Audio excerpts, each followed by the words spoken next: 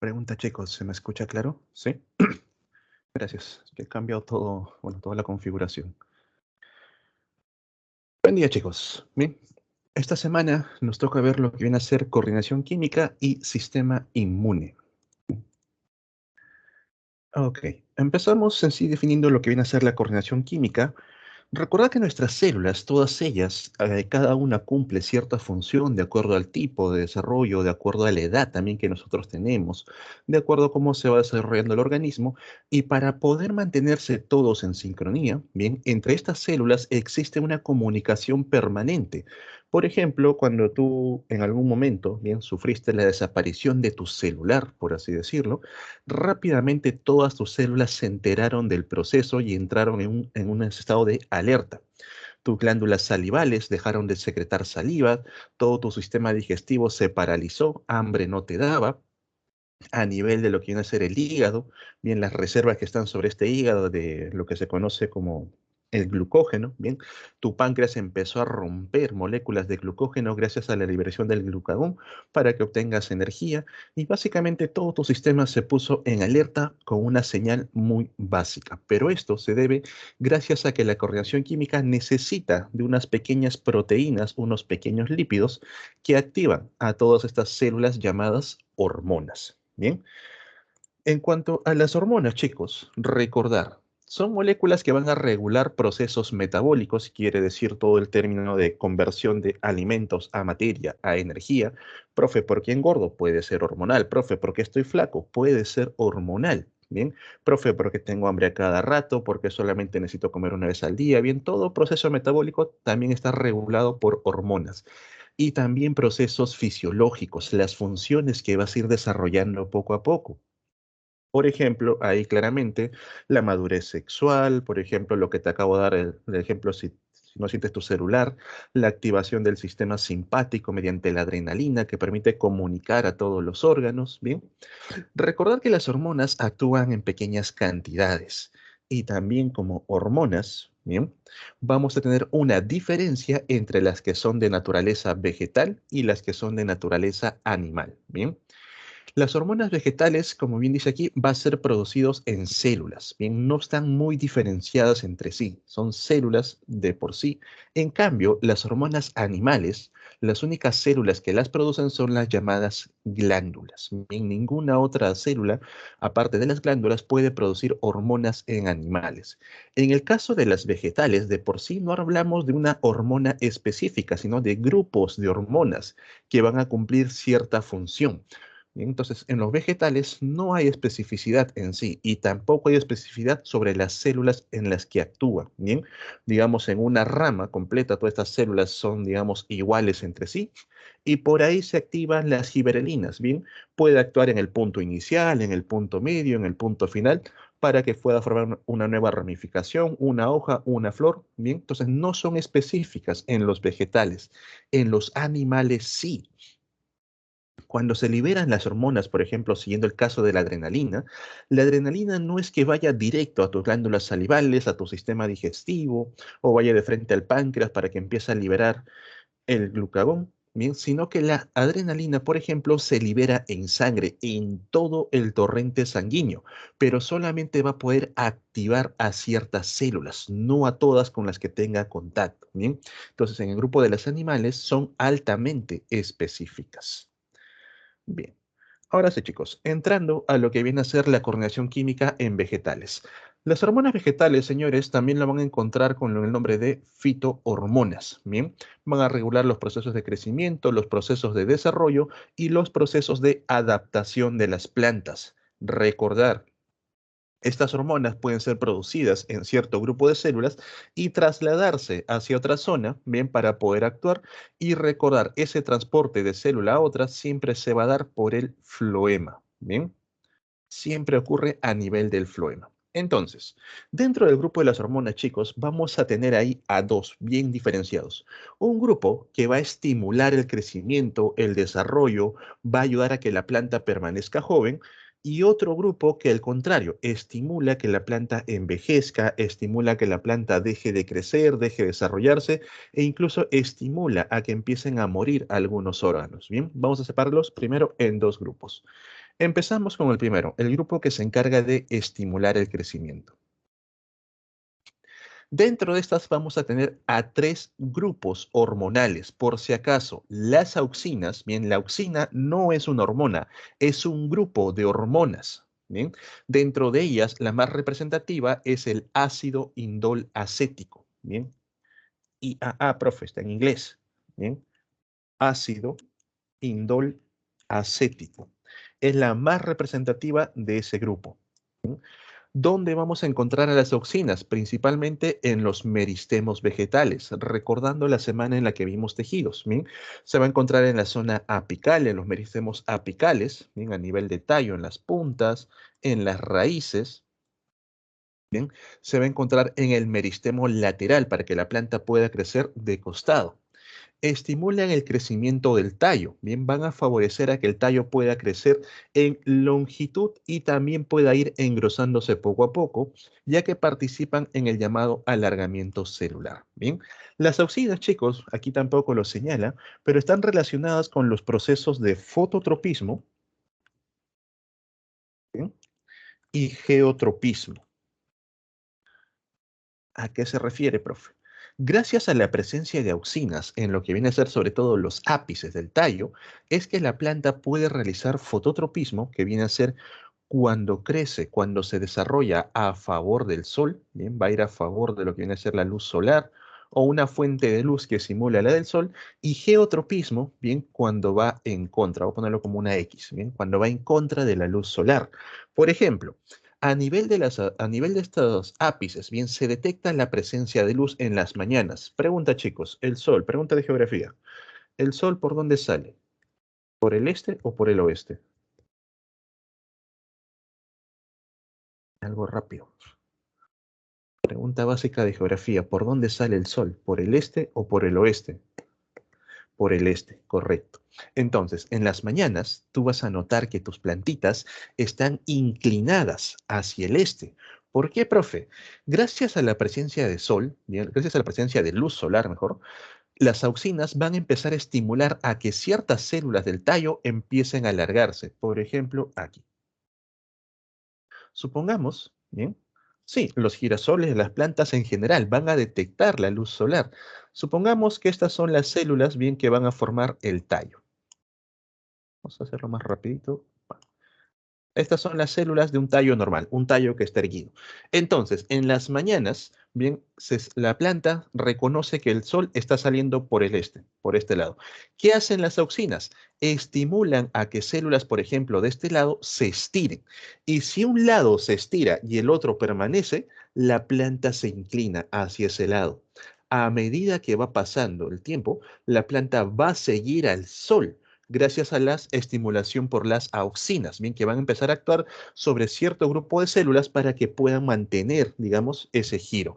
Pero si tú por ahí le pones un sombrerito justo aquí en el ápice, bloqueas la luz solar, la planta durante todo el día no va a seguir al sol, va a permanecer siempre en la misma posición, ya que no se detecta la presencia de luz solar y no se empiezan a producir auxinas en el meristemo apical. Bien. Con el geotropismo ocurre algo similar, pero eso se da a nivel de raíces, mientras fototropismo viene a ser un crecimiento a favor de la luz, el geotropismo es un crecimiento a favor de la gravedad, bien va a seguir la gravedad terrestre. Y esto, por ejemplo, lo has visto si alguna vez de chiquito, ni en primaria, has sembrado tu frijolito. Bien, tuviste tu cáscara de huevo, tu algodón, pusiste un frijolito. Este frijolito rápidamente, bien, a los días, le van a salir dos puntitas, bien, las dos primeras ramificaciones. Una puntita con fototropismo, bien, y otra con geotropismo. Esa puntita con fototropismo rápidamente crece hacia arriba y es la que va a formar el tallo. La otra puntita con geotropismo va a crecer hacia abajo y va a formar raíz. Pero si a ti se te ocurre, bien, en ese momento, invertir a tu frijolito, vas a notar que esa puntita que ahora que iba a formar tallo, que ahora está apuntando hacia abajo, se va a doblar y otra vez va a ir hacia arriba en contra de la gravedad. Bien, también se le conoce como geotropismo negativo. Y la otra puntita, voy a poner otro color para que no se confunda, chicos. La otra puntita que en teoría iba a formar raíz y que ahora tú lo has puesto apuntando hacia arriba, se vuelve a doblar y crece hacia abajo. Bien, geotropismo positivo.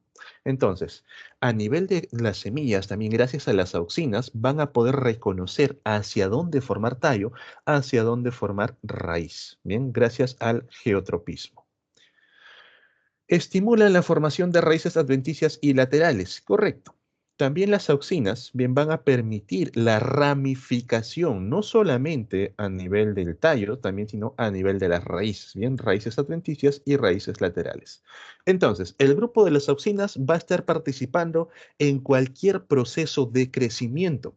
Si va a crecer un fruto, las auxinas están desarrollando. Si va a crecer una hoja, ahí van a estar presentes las auxinas. Si van a crecer un nuevo tallo, por ejemplo, una nueva ramificación, ahí también van a estar presentes las auxinas. Entonces, en cualquier evento de crecimiento están las auxinas. ¿Alguna pregunta, chicos? ¿Alguna duda? ¿Todo bien por aquí?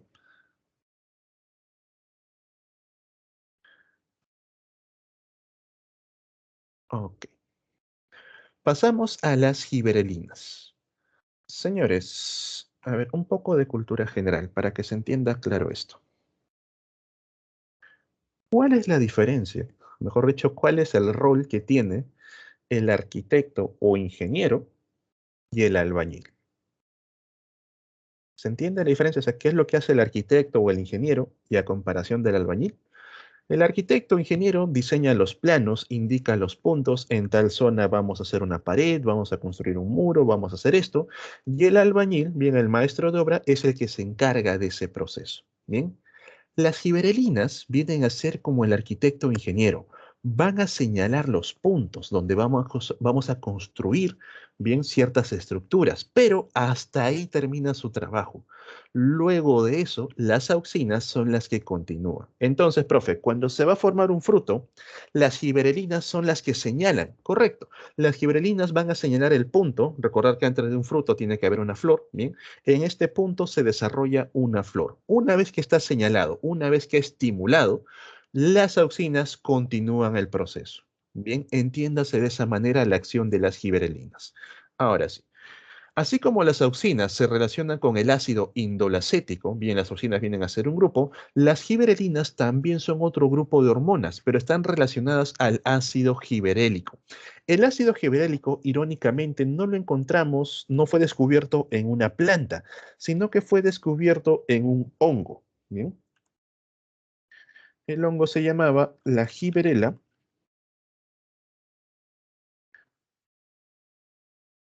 fujicuroi, así es, Gibberella fujicuroi. ¿Bien? Giberelio, para no hacernos tantas bolas. Entonces, el ácido gibberélico fue descubierto en el hongo Gibberellia fujicuroi o simplemente Gibberellum. Influye en el crecimiento del tallo, también va a ayudar a estimular los crecimientos, el alargamiento del tallo, ¿bien? De manera similar a lo que hacen las auxinas y sobre todo esto, chicos, estimula el crecimiento de las hojas, las flores, la germinación de la semilla. ¿Cómo?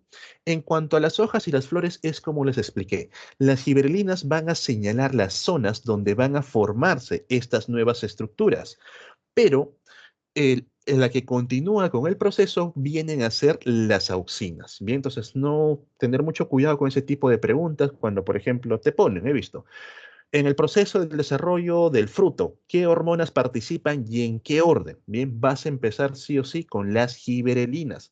Van a empezar con ese desarrollo. Luego las auxinas, por ahí las citocininas que vamos a mencionar, y luego el etileno con el ácido abscísico que también vamos a explicar. Bien.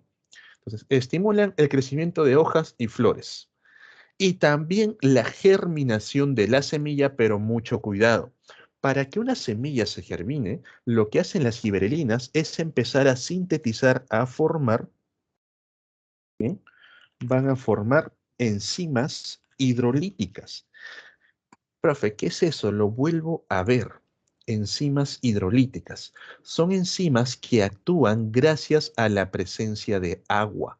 Si no hay agua, las enzimas hidrolíticas no pueden trabajar. Bien, las giberelinas ayudan estimulando la formación de enzimas hidrolíticas. Las enzimas ya están ahí, listas para trabajar, pero si tu semilla no recibe agua, estas enzimas no pueden empezar a romper la estructura dura de la semilla para que pueda germinar. Por eso que ustedes, chicos, si tienen unas plantitas, lo ponen en un macetero y no le agregan agua, por más giberelinas que tenga presente, incluso le puedes agregar giberelinas tú mismo, la semilla no se va a activar, bien, ya que las enzimas hidrolíticas no van a poder funcionar. Entonces, lo básico es la presencia de agua para que estas giberelinas permitan la germinación de la semilla.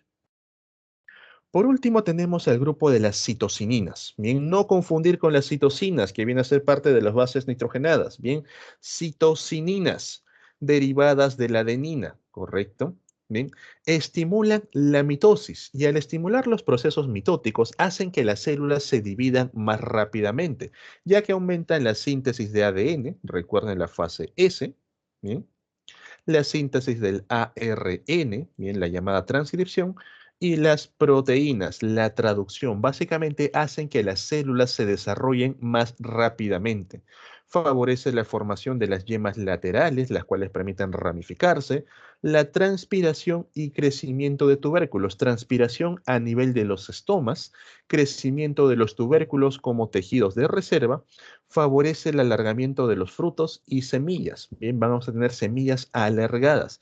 Inhibición del amarilleo de las hojas cortadas, evitando que estas hojas, por ejemplo, cuando caen en otoño, se amarillen fácilmente. Bien, previenen la senescencia. Profe, ¿qué es eso? La senescencia es el envejecimiento. Bien, las citosininas previenen el envejecimiento. Pero, ojo, anoten esto y ténganlo bien en cuenta. Cuando se trata de crecimiento, bien, para que las citosininas puedan trabajar correctamente, ¿ve? No actúan si no hay auxinas. ¿Bien? Las citosininas no van a actuar si es que no hay presencia de auxinas. Necesitan de las auxinas para que ellas puedan continuar su trabajo, ya que las citosininas únicamente van a estimular el proceso de división, pero no saben hacia dónde hacerlo y podrían formar, bueno, entre comillas, una tumoración en las plantas, un grupo que se ha dividido incontroladamente. Entonces, para que las citosininas sean parte de los procesos de crecimiento, necesitan la presencia de las auxinas. Regresando al ejemplo del ingeniero y el arquitecto, entonces tendríamos que las giberelinas funcionan como los ingenieros, como los arquitectos, van a señalar los puntos donde se van a dar donde se van a formar las estructuras. Las auxinas serían los maestros de obra, ellos saben en qué orden deben formar las estructuras, bien, van terminando ciertas partes, y las citosininas serían como los ayudantes, bien, ellos necesitan que el maestro de obra les diga en tal punto vamos a formar dicha estructura y las citosininas empiezan a trabajar rápidamente. Entonces, si una planta pierde a las auxinas, no estimula el desarrollo de las auxinas, chicos, automáticamente descarten a las citosininas. Bien, las citosininas no pueden estimular crecimiento, no pueden estimular desarrollo si no hay presencia de auxinas. Bien. Hasta aquí, chicos. ¿Alguna consulta, alguna pregunta sobre estas hormonas? ¿Algo que no haya quedado claro? ¿Todo bien?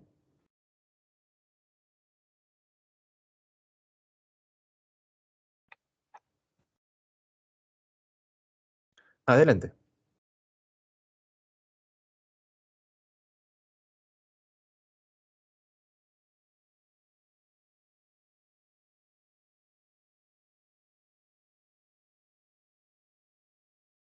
¿Por qué una planta perdería auxinas? Sencillo. Puedes bloquear los meristemos. ¿Te acuerdas cuando hablamos de tejidos meristemáticos y teníamos el meristemo lateral, el meristemo apical?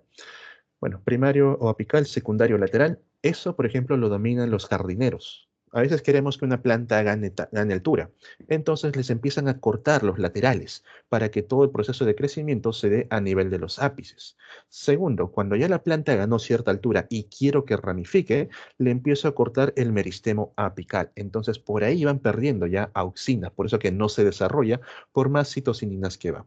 Ahora, también te pongo esto en claro porque algunos ejemplos son bastante ideales y te ponen, digamos que por ahí cierta toxina, cierto metal pesado, cierto fármaco bloquea la acción de las auxinas o bloquea la producción de las auxinas, que sería lo más adecuado.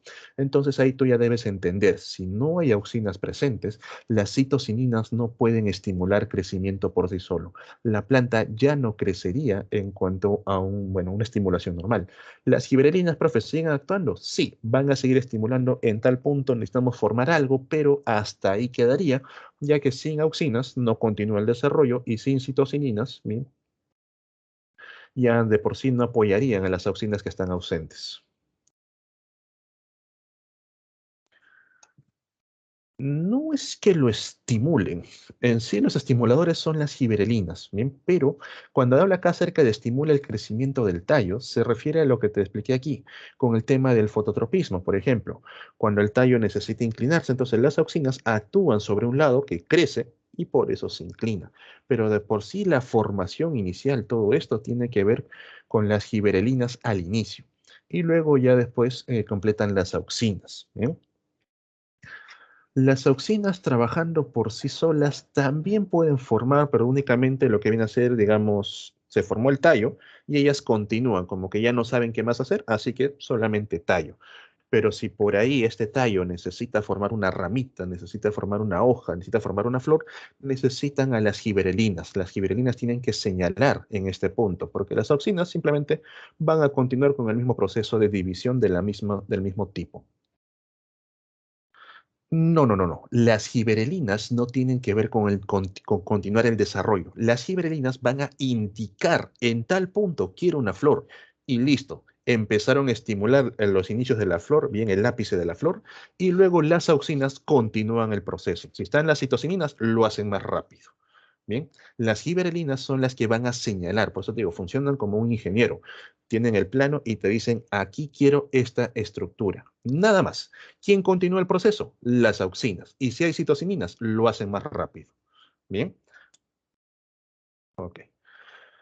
Entonces, chicos, gracias a estas hormonas, bien, las plantas van a poder desarrollarse, van a poder crecer, van a seguir avanzando, pero recordad que las plantas de por sí son organismos inmortales. Siempre que haya presencia de nutrientes, las condiciones adecuadas, estas plantas jamás van a necesitar morir o perder estructuras, pero lamentablemente las condiciones reales no son así. Existen ciertas temporadas del año donde van a empezar a escasear, ¿bien? Las sales minerales, vamos a llamarle el alimento de las plantas, ¿bien? Porque ellos fabrican sus propios nutrientes. Pregunta, chicos, ¿en qué época del año, bien? ¿Qué época del año es la más seca? ¿Qué estación? Ya está. Pregunta de geografía básica. ¿Qué estación del año es la más seca? Y eso tiene que ver con la segunda parte. Las hormonas inhibidoras. Otoño, no. A ver, hay otra pregunta. Profe, ¿las giberelinas solo se pueden perder si no reciben agua? No, no, no, no, no. No me han entendido. Antes de avanzar. No es otoño, chicos. Las giberelinas, cuando van a hacer que la semilla germine, bien, las giberelinas van a formar enzimas hidrolíticas. Bien. Es como que tú estás dentro de una semilla y tienes que romper las paredes. Y para eso te dan un taladro. Entonces, las giberelinas te van a dar ese taladro. Tienes las enzimas hidrolíticas. Pero esas enzimas hidrolíticas, al igual que tu taladro, necesitan algo para que se activen. Estas enzimas hidrolíticas necesitan agua para que se activen. Tu taladro necesita corriente. Entonces, una semilla, por más giberelinas que tenga con las enzimas hidrolíticas ahí listas, si no hay presencia de agua, bien, de por sí ya no forma más, no se activa. Por eso que cuando tú tienes tus semillas en tus sobrecitos, por ejemplo, tienes tus lentejas, tienes tu arroz, estos sobres están sellados y libres de humedad en la parte interna. Bien, tienen un gas que inhibe la humedad, creo que es nitrógeno para evitar que estas semillas se activen mientras están almacenadas. En cambio, cuando tienes a granel, lo tienes suelto, lo has olvidado por ahí, profe, dejé las lentejas, a los pocos días, gracias a la humedad ambiental, se activan estas semillas y les empieza a salir raíz y tallo. ¿Bien? Entonces, las giberelinas no es que se pierdan, simplemente van a estar ahí presentes formando lo que viene a ser enzimas hidrolíticas que ayuden a que la semilla se active. Pero para que esas enzimas hidrolíticas puedan trabajar, necesitan agua. Su propio nombre lo dice, son enzimas hidrolíticas gracias a la presencia de agua. Entonces, ¿cuál es la estación más seca? ¿Verano? ¿Otoño? No, invierno, correcto. Profe, ¿por qué? ¿Por qué invierno? Bueno, acá. Durante el otoño, perdón, durante el verano es común que aumente el calor y gracias a eso, bien, el agua se evapora, forma vapor de agua y también permite que precipite en ciertas zonas. Bien, durante el verano, por ejemplo, en las costas hace mucho calor, pero los ríos también se cargan. ¿Qué ocurre en invierno? ¿Por qué las aguas descienden? Bien, sobre todo en las zonas polares. El agua se congela y cuando está bajo la forma cristalina, bajo la forma sólida, las plantas no lo pueden absorber. Y recordar que las plantas dependen del agua para que pueda transportar las sales minerales que ellos necesitan. Entonces, las plantas van a ir detectando los niveles de agua. Cuando ya empiezan a disminuir, empieza a haber un proceso en el cual pasa de verano a invierno, conocido como otoño, la planta se empieza a preparar porque sabe que viene la época fría, la época en la que no van a recibir nutrientes y tienen que depender de sus reservas. Por eso, señores, que en zonas bastante, bueno, cercanas a los polos, más allá de los trópicos, hacia el norte sobre todo, bien, vamos a notar que en otoño las plantas empiezan a perder hojas. ¿Por qué? Porque a nivel de hojas, a nivel de estomas, se pierde vapor de agua y ahora la planta no puede perder eso, no puede darse ese lujo. Aparte, las hojas son estructuras que necesitan estar en mantenimiento y como ya no tenemos suficientes nutrientes, ¿sabes qué? Sacrifiquemos a las hojas, ¿bien? Para que no se gasten los nutrientes. Si la planta continúa en ese periodo en el cual sigue congeladas las aguas, no hay presencia de nutrientes que puedan aprovechar o sus reservas empiezan a ser limitadas, luego de perder las hojas vas a notar que algunas plantas empiezan a perder las ramificaciones, empiezan a perder todas esas ramificaciones de tallo e incluso el tallo central, bien, en la parte central de la planta. Finalmente te queda lo que viene a ser raíz con un poquito de tallo, la cual intenta sobrevivir hasta el final. ¿Por qué? Recordando tejidos meristemáticos, basta que la raíz sobreviva, ¿bien? Y las condiciones nuevamente se vuelvan adecuadas, empieza a absorber agua, empieza a tener nutrientes, esta raíz puede formar nuevamente a toda la planta. Y ustedes lo han escuchado, si en algún terreno no cortan la planta y no extraen la raíz, es muy posible que luego que han puesto la casa, esta planta surja, ¿bien? Desde el suelo. Bien. Y también, chicos, gracias a eso es que en otoño, bien, los que les acabo de explicar, es que en otoño las hojas se van perdiendo, se van cayendo. La planta ya se está preparando para el invierno, para poder sobrevivir. ¿Y eso gracias a qué? A las hormonas inhibidoras. Y aquí tenemos a dos. El llamado ácido abscísico, que lo van a encontrar con las siglas de ABA. ¿Bien? Ácido, bueno, abscísico ácido, se me fue la vez. ABA, está por acá. Y el etileno. No es que estas hormonas sean malas, no es que quieran matar a la planta, sino que son necesarios para que pueda sobrevivir. ¿Es con todas las plantas? Sí, pero recordad que, profe, porque acá no veo que las hojas se caen, porque aquí la humedad está presente todo el año. Estamos en las zonas entre los trópicos. En cambio, más allá de los trópicos, la humedad no está presente en invierno, al contrario, es seco, porque toda la humedad está congelada. Bien, entonces las plantas no lo pueden aprovechar. Aquí sí, todo el año. Y de ahí que también cuando veamos cuando veamos reino vegetal, existen plantas que se le llama perennes, bien perennifolias, que tienen las hojas todo el año, y hay plantas que las pierden temporalmente, bien, de acuerdo a eso también reciben un nombre, cuando la pierden por temporadas, cada semestre, cada año. Bien. Entonces, las hormonas inhibidoras no es que sean malas, sino que preparan a la planta para que pueda sobrevivir. El ácido abscísico, relacionado principalmente con los carotenoides, estos pigmentos anaranjados, bien, va a inducir el letargo de yemas y semillas. Profe, ¿qué es eso? Induce a que las yemas no desarrollen, induce a que las semillas no desarrollen. Bien, cuando una semilla se encuentra ahí sin expresar todavía las gibberelinas, es gracias al ácido abscísico. Induce la caída de los frutos. Cuando estos ya están desarrollados, ¿bien? Ya están maduros, ya no necesitamos mantener el fruto, no queremos que el fruto siga creciendo, ya está maduro, entonces cae. Induce también que caigan las hojas, ¿bien? cierra los estomas de las hojas, por lo que les acabo de explicar, para evitar la pérdida de agua. Y cuando también ya no se necesita, que las propias hojas empiecen a caer. Bien, va a cerrar los conductos que van por el peciolo de las hojas y estas hojas poco a poco se marchitan y se separan. ¿Bien? Se sintetiza en la base de los frutos, el ácido abscísico también es correcto, pero como les digo, su principal función es inhibir el crecimiento. Bien, estimula el cierre de los estomas y favorece la senescencia, el envejecimiento, bien, de estas hojas.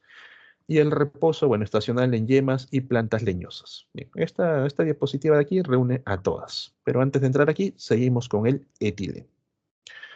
Bien, chicos, entonces el ácido abscísico es inhibidor por excelencia. Inhibe los frutos, inhibe las hojas, inhibe las semillas. Luego tenemos al etileno. El etileno de por sí es un gas y como es un gas va a actuar sobre todo lo que tenga contacto. Bien, el etileno, a diferencia de lo que viene a ser el resto de las hormonas, en el caso de los frutos no se transporta por floema, sino que simplemente se libera. Y el fruto que toca, fruto que madura. Bien, es un gas que se forma en el tejido de las espermatofitas. Profe, ¿qué es eso? Palabra difícil. Esperma, semilla, fitos, plantas, plantas con semilla. Nada más. Bien. Interviene en el gravitropismo, que tiene que ver con los procesos de la caída. Y sobre todo esto, chicos, bien, cada vez que vean etileno, siempre les van a poner un ejemplo de este tipo. Acelera la maduración de los frutos. Bien, entender. Una cosa es que el fruto crezca, se desarrolle. ¿Quién interviene? Las auxinas junto con las citocininas. Bien, una vez que las giberelinas, ácido giberélico. Una vez que las giberelinas indican en este punto forma una flor, listo, se formó la flor, esa flor se fecunda, se empieza a formar un fruto, bien, ahí intervienen las auxinas, van a estimular el desarrollo del fruto, al igual que las citocininas, y ese fruto termina de desarrollarse, pero está inmaduro, está verde. Luego de eso, el propio fruto empieza a producir etileno. El etileno va a hacer que toda esa zona empiece a madurar aceleradamente. Pero si ustedes han visto el desarrollo de un fruto o han tenido la suerte de ir a sacar frutos, han notado que estos frutos, profe, no tienen a veces la coloración, por ejemplo, las manzanas, no todas tienen una coloración pareja, sino que tienen una zona rojiza, la otra zona todavía está verde. ¿A qué se debe? A que el etileno como gas se va produciendo a mayor en una zona, empieza, digamos, en un punto, y estimula a las que están alrededor. Y así va a empezar a madurar en ese sentido. Por eso las que se encuentran al otro lado van a estar todavía un poco más inmaduras. Y el etileno incluso se produce cuando el fruto ha sido cortado, bien, cuando ya no está conectado al árbol. Entonces, como gas, por ejemplo, tú tienes tu... Lo has visto, chicos. ¿Quién no ha perdido frutos almacenándolos por ahí?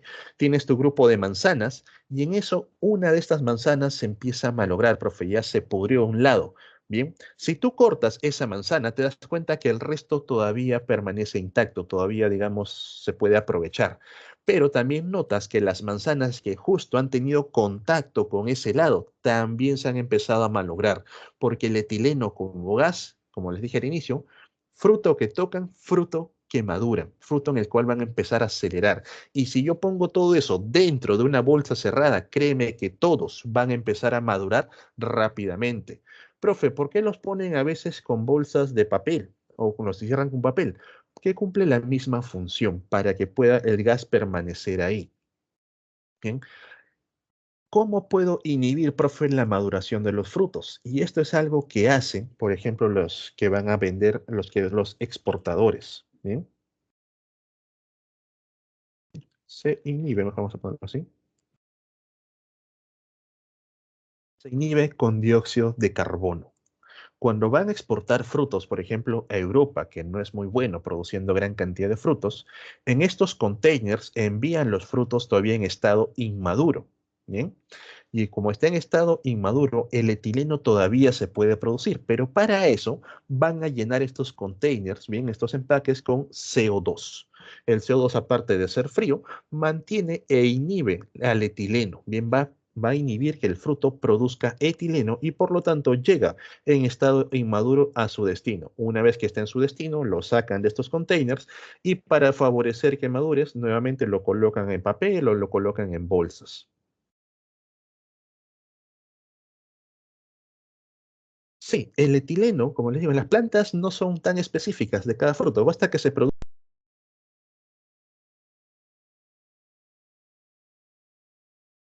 notar cómo estos se empiezan a madurar rápidamente. Bien, un fruto que, digamos, si tienes frutas y no quieres, profe, que maduren tan rápidamente, lo mejor es tenerlos ventilados para que cada vez que produzcan este gas se pueda, digamos, un poco dispersar. Pero si tú los tienes ahí acumulados en un frutero cerrados, lo has notado.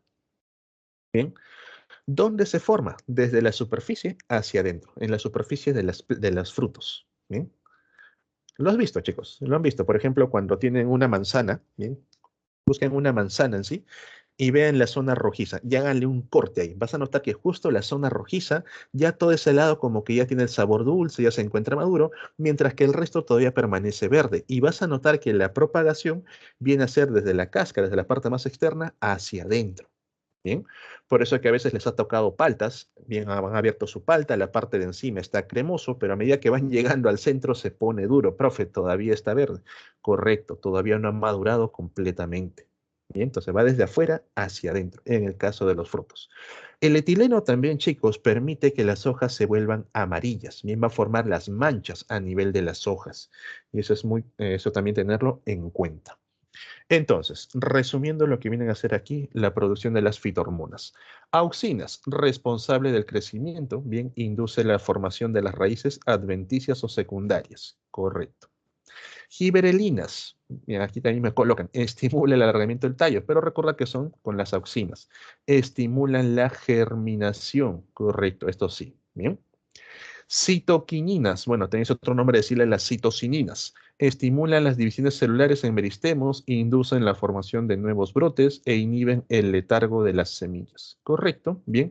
Recordar que las citocininas necesitan la presencia de auxinas para que puedan trabajar, bien, ya que las citocininas de por sí estimulan mitosis, solamente que no tienen el control hacia dónde. Inhibidoras, ácido abscísico, inhibe crecimiento de tallos, cierre de estomas, recuerda, las hojas se van a caer, vas a cerrar los estomas para que no pierdan agua, favorece la senescencia de las hojas, el reposo de las yemas para que no se desarrollen en ciertas estaciones en las plantas leñosas. Bueno, el etileno estimula maduración de los frutos, bien. La senescencia también estimula la caída de hojas, pero más que eso, el amarillamiento, bien, cuando las hojas se vuelven amarillas, bien. El amarillamiento, se me va la palabra, chicos, de las hojas, también cuando les salen las manchas. Y eso, chicos, tomen los screen. Vamos a la siguiente diapo.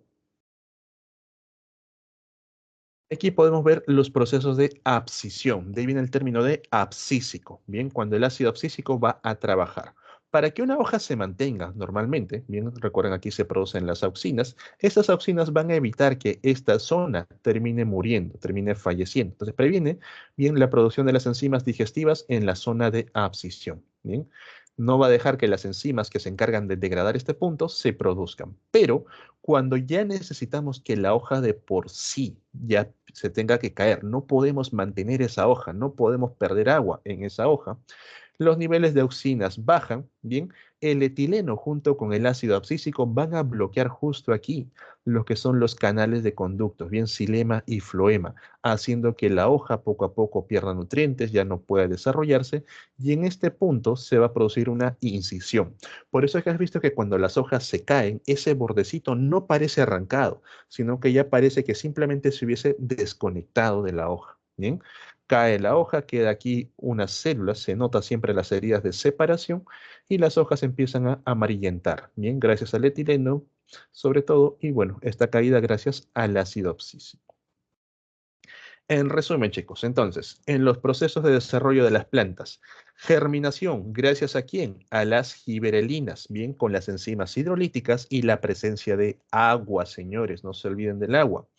El crecimiento hasta la madurez también participa en las gibberelinas, ya que tienen que indicar en qué zona van a formar cada estructura. Una vez que las gibberelinas dieron el visto bueno, en esta zona formamos ramas, formamos hojas, formamos algo, las auxinas continúan el proceso y junto con las citosininas, bien, las cuales apoyan a las auxinas.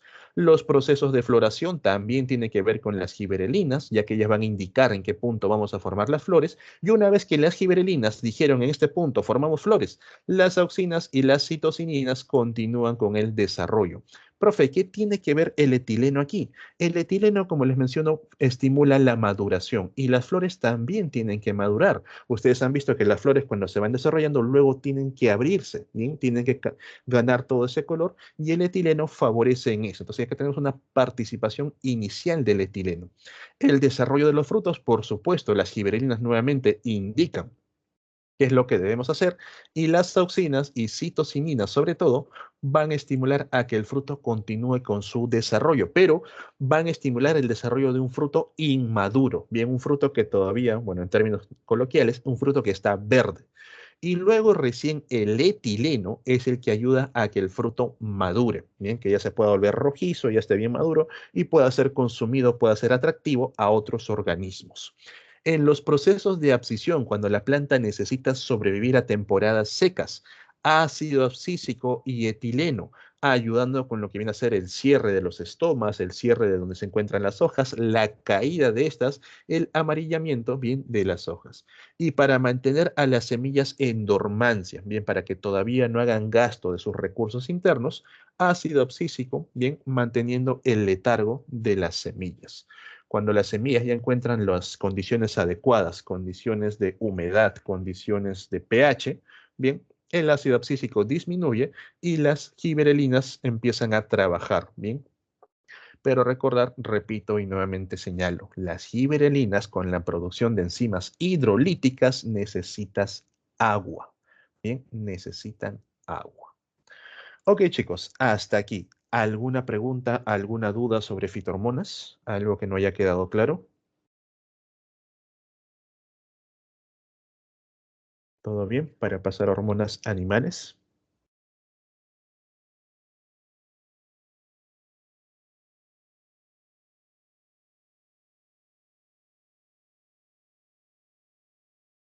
¿Todo bien? Ok. Todo claro, profe. Vamos con el sistema endocrino humano. Bien, más que animales, vamos con el humano. Su centro de control se ubica en el hipotálamo. Profe, ¿dónde está el hipotálamo? Está en la base del cerebro, bien más o menos a la altura del oído, el cual controla el balance de agua, bien tiene que controlar los procesos fisiológicos. Bien, balance de agua en tu cuerpo, los procesos de sed, los procesos de orina, el sueño, la temperatura corporal. Recordar que en varones permanece constante, en el caso de mujeres, bien a nivel de las hormonas sexuales tiende a variar en los periodos de ovulación. Los niveles de apetito, la presión sanguínea. Y aquí es algo irónico. Bien, les menciono un caso que tiene que ver con la parte de inmuno. Cuando tus células detectan que tienes una hemorragia, por ejemplo, tienes un corte a nivel de la pierna, te atravesó una bala y tus pies no están recibiendo suficientes nutrientes, suficientes glóbulos rojos, irónicamente aumentan la presión sanguínea, te empieza a salir más sangre porque según tu cerebro no está llegando a la suficiente, solamente que no se da cuenta que hay una presencia de daño. Bien, entonces también controla eso el sistema endocrino. La glándula maestra, señores, su principal control es la hipófisis, que se ubica justo debajo del hipotálamo. Bien, las glándulas endocrinas sintetizan mensajeros químicos, las llamadas hormonas, los cuales son secretadas al cuerpo, bien, y repartidos a los órganos diana. Son específicos dentro de estos órganos diana, incluso a las células diana. Bien, no, a veces no activan a todo el órgano, sino a un grupo de células a través del sistema circulatorio. Bien, recordad que las hormonas siempre se liberan en sangre y gracias al sistema circulatorio van a llegar a la zona donde deben actuar. Aquí tenemos al hipotálamo, está en la base del cerebro, bien.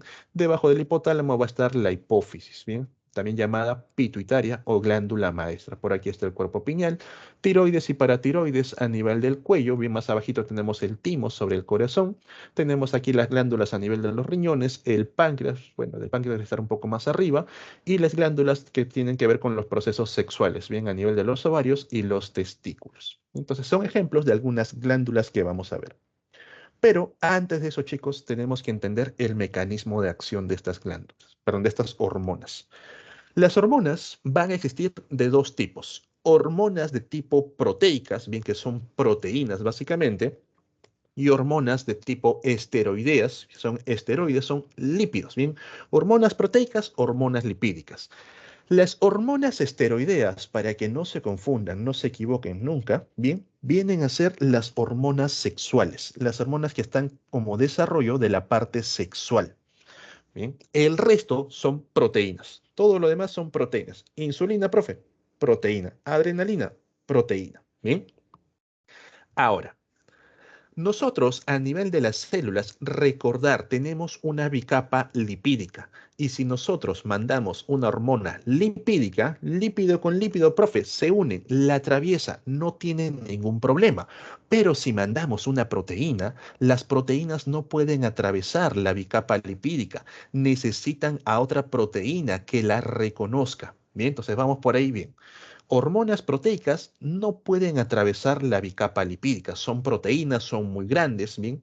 En cambio, las hormonas esteroideas, las sexuales, como son de naturaleza lipídica, la pueden atravesar sin ningún problema. Y ahí radica la diferencia entre los mecanismos de acción. Vamos con las hormonas proteicas.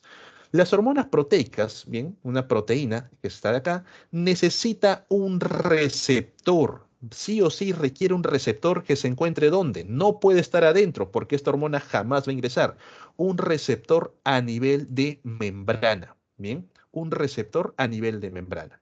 Esta hormona, cuando se une a su receptor, tampoco ingresa, sino que permite formar un segundo mensaje. Esta hormona es considerado el primer mensajero, la primera señal.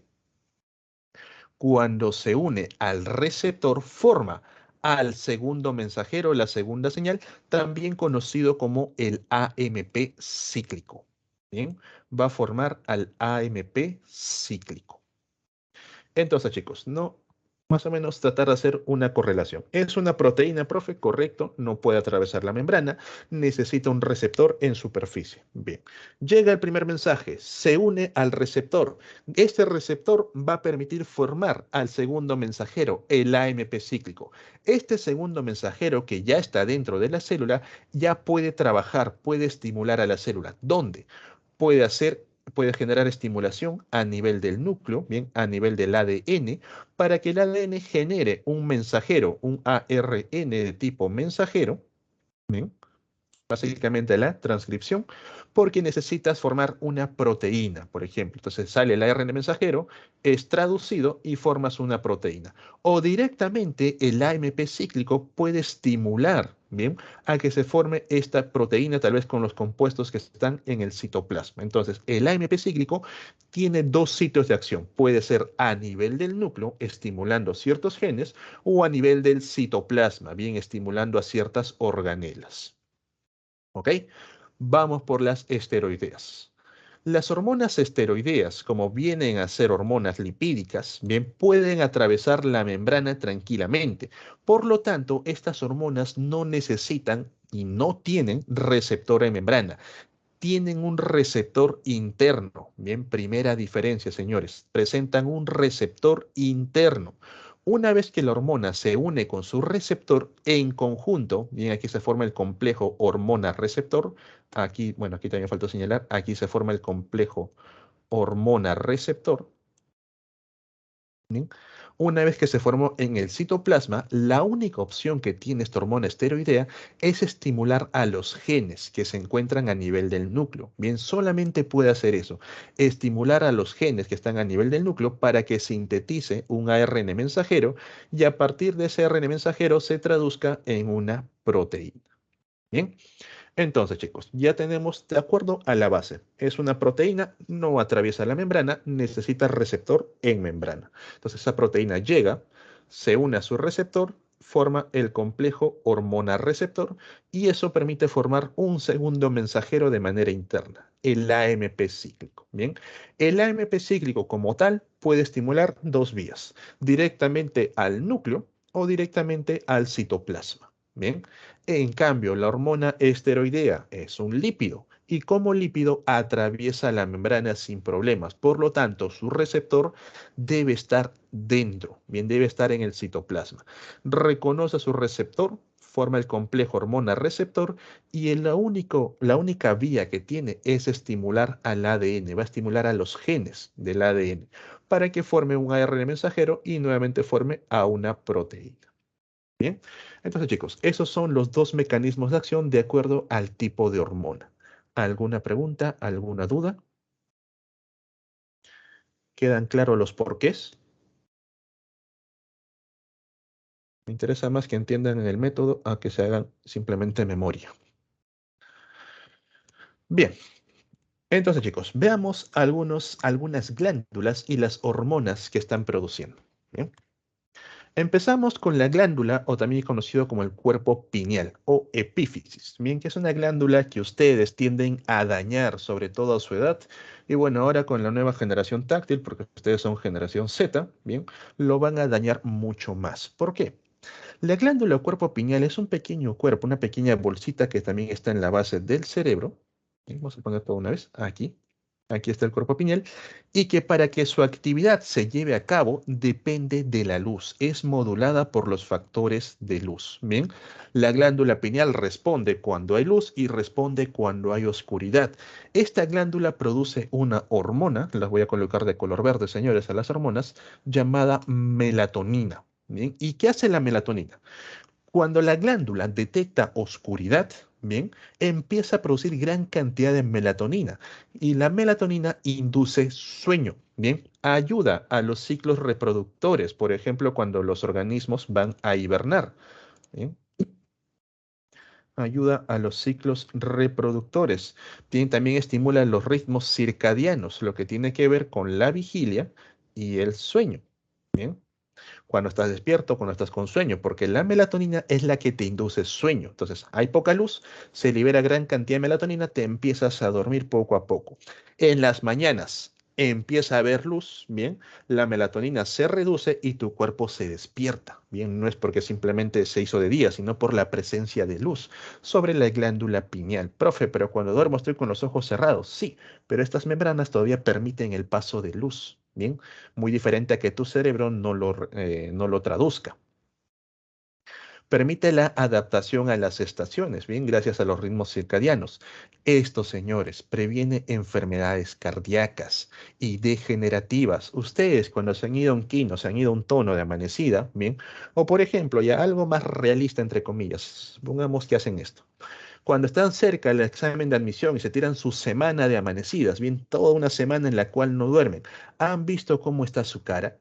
Han visto todos demacrados, todos ojerosos, hasta arrugas les aparecen. Pero basta una sola noche de buen sueño, basta dormir bien, una noche, una tarde, como quieran, rápidamente todo su cuerpo se empieza a regenerar porque la melatonina estimula la regeneración celular. Bien, ayuda al sistema inmune porque cuando estás durmiendo el sistema inmune te pasa un escaneo completo para ver qué cosa está fallando. Si por ahí una célula se salió de control, puede formar cáncer, bien, el sistema inmune también está presente, alivia y protege de los efectos negativos del estrés, señores. Que no se te haga raro, bien, que cuando tú terminas de llorar porque te dejaron, porque te rechazaron, porque no ingresaste, quizás luego te duermas. Bien, después que has llorado bastante, tiendas a dormirte porque tu cuerpo ha sufrido demasiada carga de estrés, te duermes y amaneces ya mejor. Bien, ya estás un poco más calmado. Bien, si se duerme mucho, ¿por qué ocurre eso? A eso voy. ¿Y por qué digo que ustedes tienden a malograrse el cuerpo pineal? Porque cuando van a dormir no van solos. Profe, ¿voy acompañado? Sí, por un aparatito llamado celular.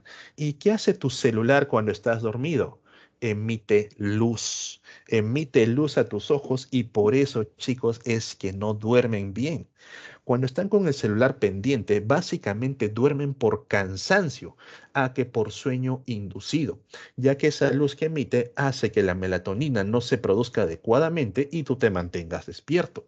Cuando quieres estudiar de noche tranquilo o te pones bulla, que te hace que el sistema nervioso esté siempre activo, o simplemente estás con luz.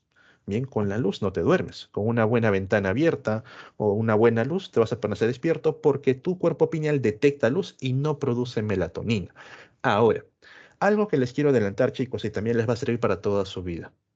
En nuestro cuerpo ocurre un proceso cuando nuestros órganos no trabajan adecuadamente.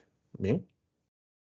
Cuando un órgano no puede trabajar adecuadamente, ya sea por algo innato, algo con lo que yo he nacido, o por algo que yo estimulo, profe, como a deshoras, o semicelular, o esto, o lo otro, los órganos hacen una de dos.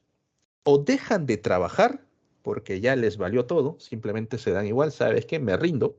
O se sienten mal y trabajan en exceso porque sienten que no están haciendo un buen trabajo, no están cumpliendo bien y empiezan a trabajar de más. Cuando tu glándula pineal está alterada, va a ser una de dos. O deja de trabajar y le valió a todos, empiezas a tener insomnios, problemas para conciliar el sueño, o empieza a trabajar de más, te empieza a dar sueño a cada rato. Te duermes estando ahí simplemente sentado. ¿Bien? Y eso lo vamos a ver en diversos órganos. Hacen lo mismo cuando están alterados, cuando están afectados. ¿Bien? Entonces, chicos, glándula pineal con la producción de melatonina, ritmos circadianos, perdón, vigilia sueño, previene enfermedades cardíacas, bien, de ahí que si tienes problemas del corazón cuando estés adulto, ya sabes por qué es, bien, y degenerativas, las personas que duermen bien, recuerden, se mantienen jóvenes todos como yo, bien, a mis 30 años todavía parezco de 20. Hipotálamo e hipófisis. Bien, recordad, la hipófisis viene a ser la glándula maestra o pituitaria. También se le conoce con esos nombres. Lo vamos a ubicar en la base del cerebro. Aquí está el hipotálamo y justo colgando con una pequeña pelotita la hipófisis. Bien, esta hipófisis va a dividirse en dos lóbulos. Un lóbulo anterior, bien, que está hacia la cara. Aquí, chicos, sí tengo que aclarar. A ver, dice, si no te da insomnio, pero si te da mucho sueño, debes dormir. Lo bueno es regularte. Bien, el cuerpo tiende a regularse adecuadamente. Entonces trata de dormir a tus horas, trata de dormir las horas necesarias. No para todos son 8 horas, chicos. Recordad que cuando eres niño duermes pocas horas. A medida que vas creciendo duermes un poquito más, un poquito más. Ya los ancianos duermen mucho más tiempo de por sí. Bien, también son procesos fisiológicos, pero adecuarte a ciertas horas, no hacerlo cuando te da la gana. Bien, entonces de tal hora a tal hora duermo, punto. Todos los días, listo. Tu glándula ya sabe qué hora debe trabajar y ya no tendría ningún problema. Bien. Esto, por ejemplo, aplica para las personas que trabajan de noche y duermen de día. Bien, hay taxistas que pasan toda la noche y en las mañanas duermen en un cuarto oscuro, por supuesto, para que puedan producir todo normal. La glándula se acostumbra a eso y ya la persona no tiene problemas. Pero hacerlo en desorden, ahí genera confusión. Ok, entonces lo que quería aclarar en esta gráfica es que me han puesto las dos diapositivas al revés. Aquí la persona está mirando hacia allá, ¿bien? Hipotálamo e hipófisis. Cuando estoy en alguna clase aburrida viendo luz, me duermo, porque tus ojos pueden, digamos, no detectar la luz. Profe, ¿te has preguntado alguna vez cómo ve un ciego? Bien, haciendo un paréntesis. Los ciegos no ven en negro, simplemente no ven.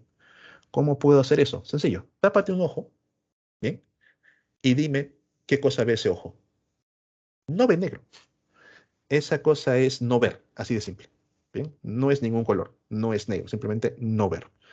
Y también el sonido te puede adormecer un poco, bien, porque poco a poco vas pestañeando y claro, te dormiste.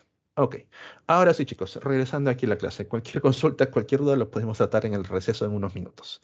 Bien. Entonces, esta persona la han puesto mirando hacia la izquierda, pero aquí la imagen me la han puesto de una persona mirando hacia la derecha. Bien, mucho cuidado. Esta imagen está mirando hacia la derecha.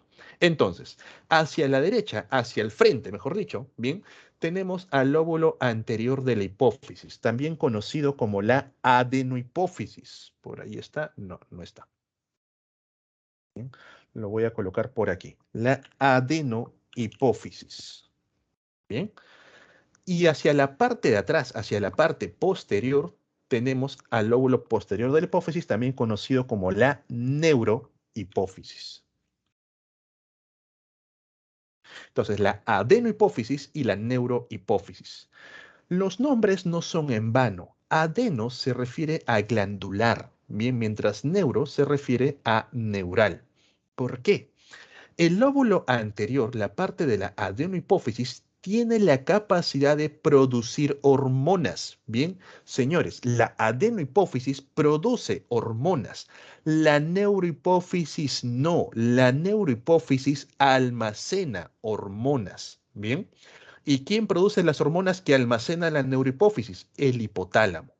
Bien, el hipotálamo produce unas hormonas y gracias a estos conductos neuronales, bien son células neurosecretoras, van a enviar esas hormonas a la neurohipófisis o al lóbulo posterior. Bien, entonces, la neurohipófisis, chicos, mucho cuidado, lo he visto en verdadero y falso, lo he visto en preguntas de eco, no produce hormonas, las almacena. Bien, vamos con la neuro, que son menos.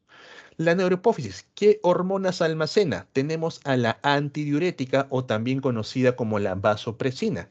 ¿Qué hace la antidiurética, señores? Vayan anotando. Bien, aquí no tengo mucho espacio. Permite que cuando una persona tiene necesidades de agua, bien, y tenemos agua, tenemos orina a nivel de la vejiga, esta orina regrese y sea reabsorbida a nivel de los tubos colectores, bien, a nivel de los túbulos renales, permitiendo que el agua nuevamente regrese al cuerpo. Y esto te ha pasado, por ejemplo, en los cines, cuando en los primeros minutos, bien, en los primeros 10 minutos de intro, te acabaste toda la canchita y la gaseosa. Bueno, la gaseosa más que todo.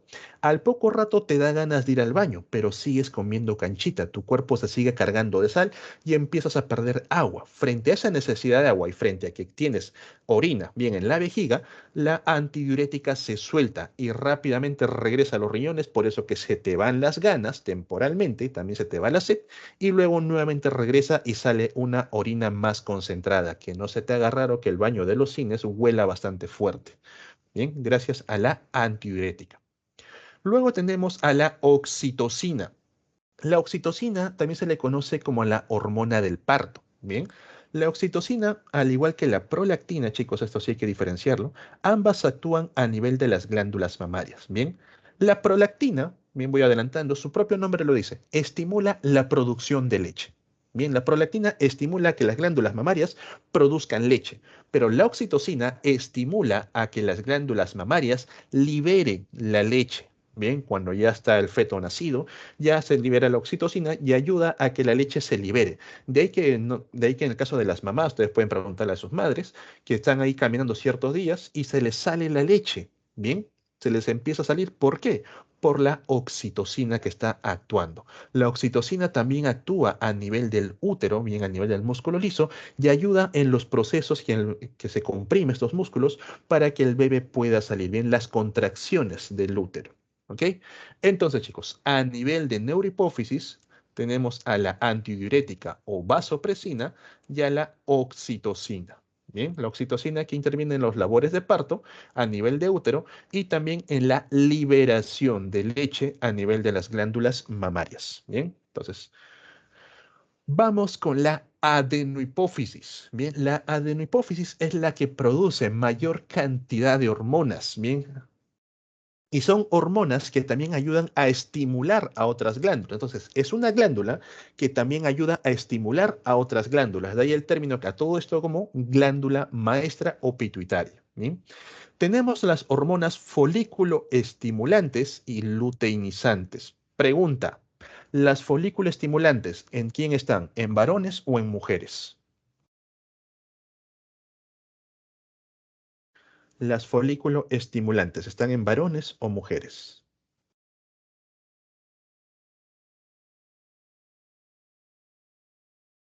Varones. No. Chicos, voy a borrar esta imagen de aquí de la cabecita, bien, para que me dé un poco de espacio, ¿ok? No se asusten. Bien. Ambos, correcto. Ambos, muy bien. Y quiero darme este espacio, bueno, más adelante también lo vamos a volver a ver, pero mejor me adelanto por aquí. Bien. Las hormonas folículo estimulantes,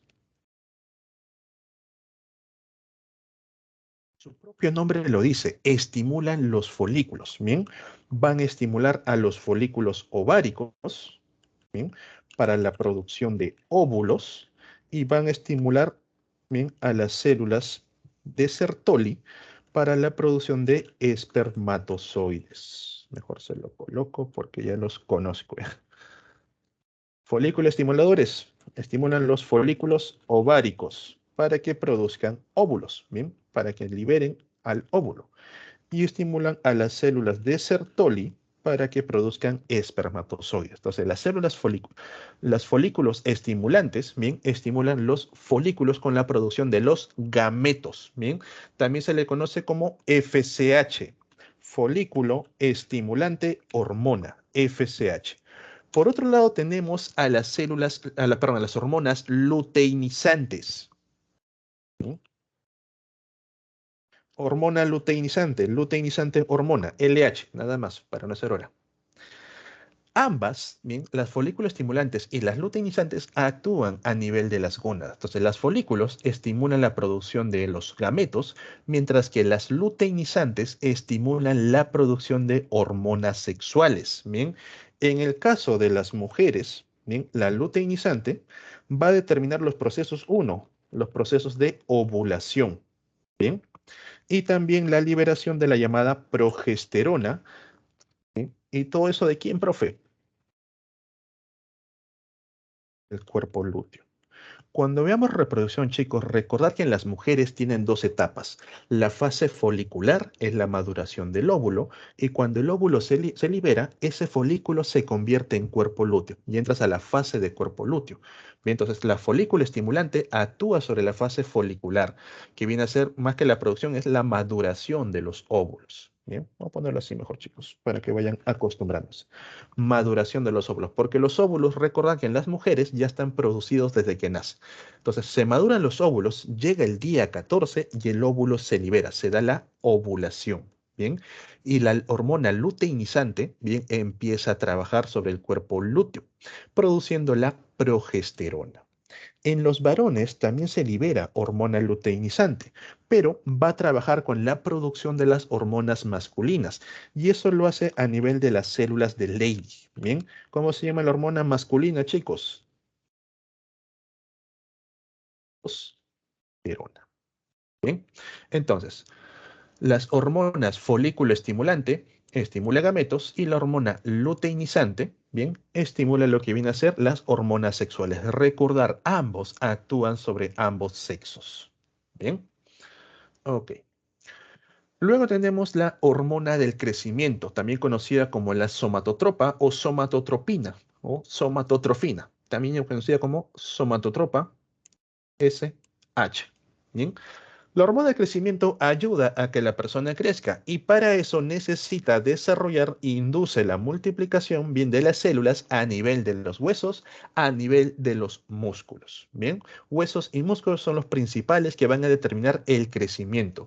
Hay personas donde esta hormona tiende a trabajar de más y desarrollan gigantismo y otras que tienden a trabajar de menos y desarrollan enanismo. Bien. La prolactina, como ya mencioné, estimula la producción de leche.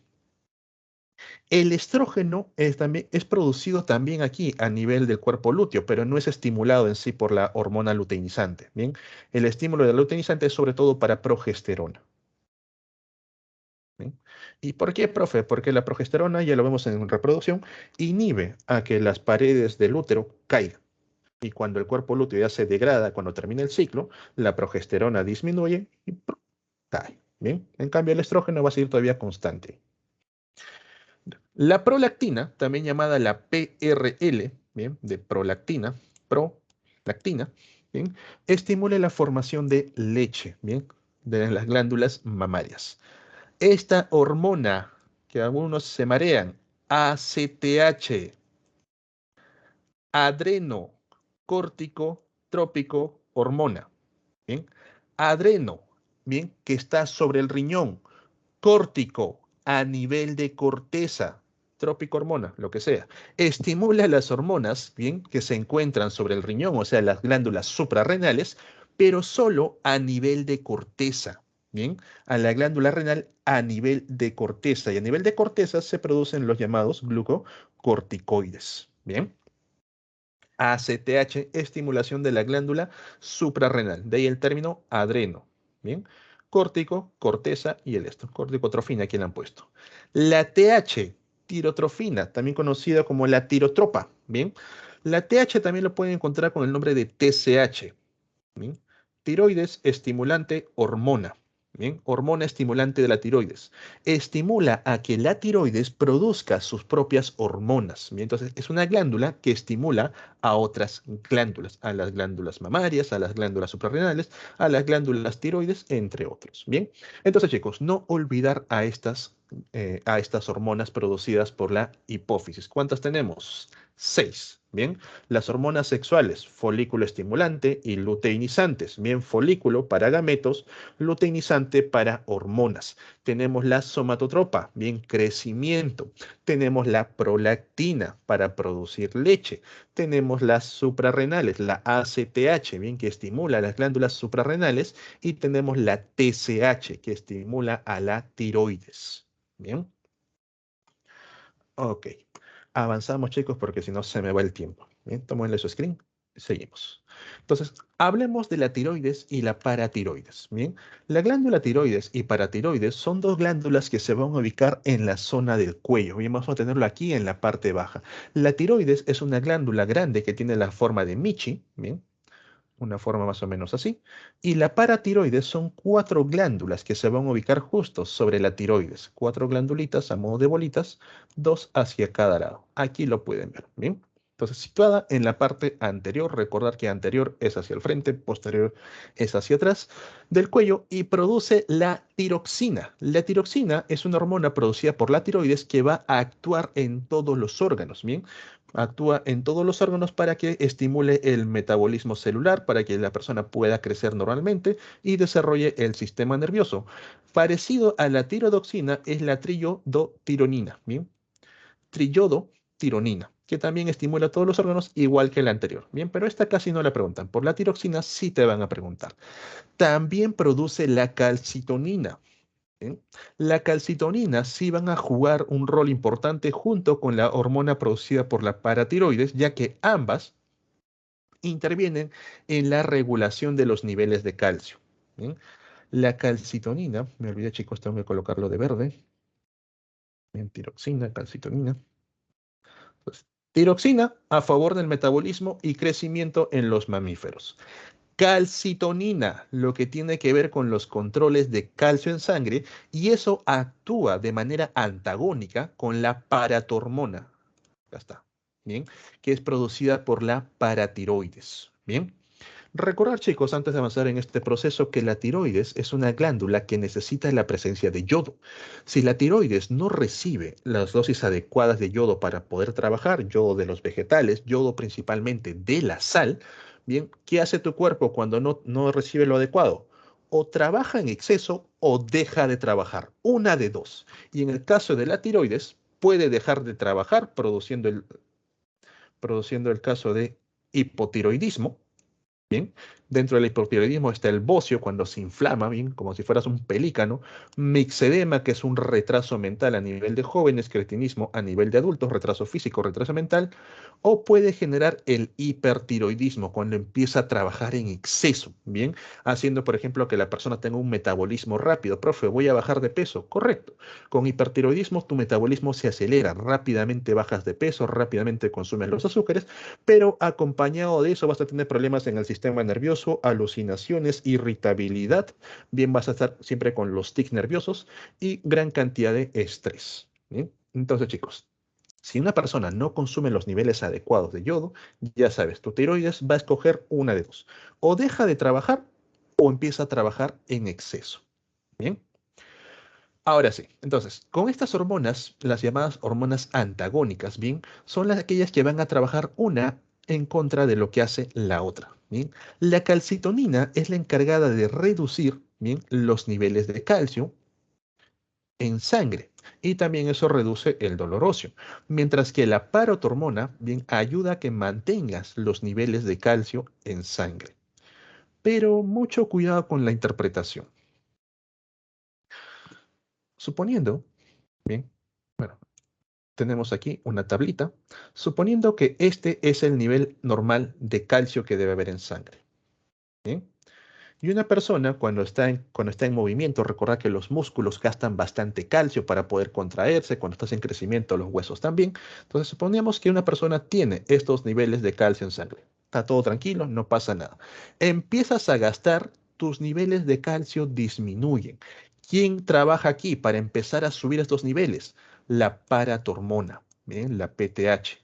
La paratormona induce a que el calcio sea absorbido a nivel de los riñones, ¿bien? Y también induce a que los huesos liberen calcio.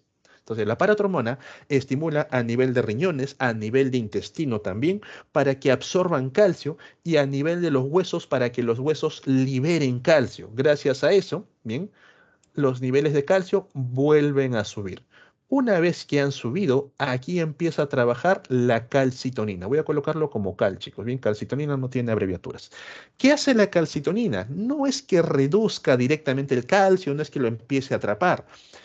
Si la paratormona hizo que los huesos liberen calcio, la calcitonina hace que los huesos dejen de liberar calcio. Bien, no lo malinterpreten, no es que los huesos empiecen a absorber calcio, no, simplemente dejan de liberar calcio. Profe, ¿qué pasa con ese exceso? Tu cuerpo lo empieza a gastar, te empiezas a mover, empiezas a desarrollarte y el nivel de calcio vuelve a bajar. Una vez que está bajo, otra vez la paratormona hace que intestinos, hace que riñones, hace que los huesos empiecen a liberar, ¿bien? A absorber y liberar calcio.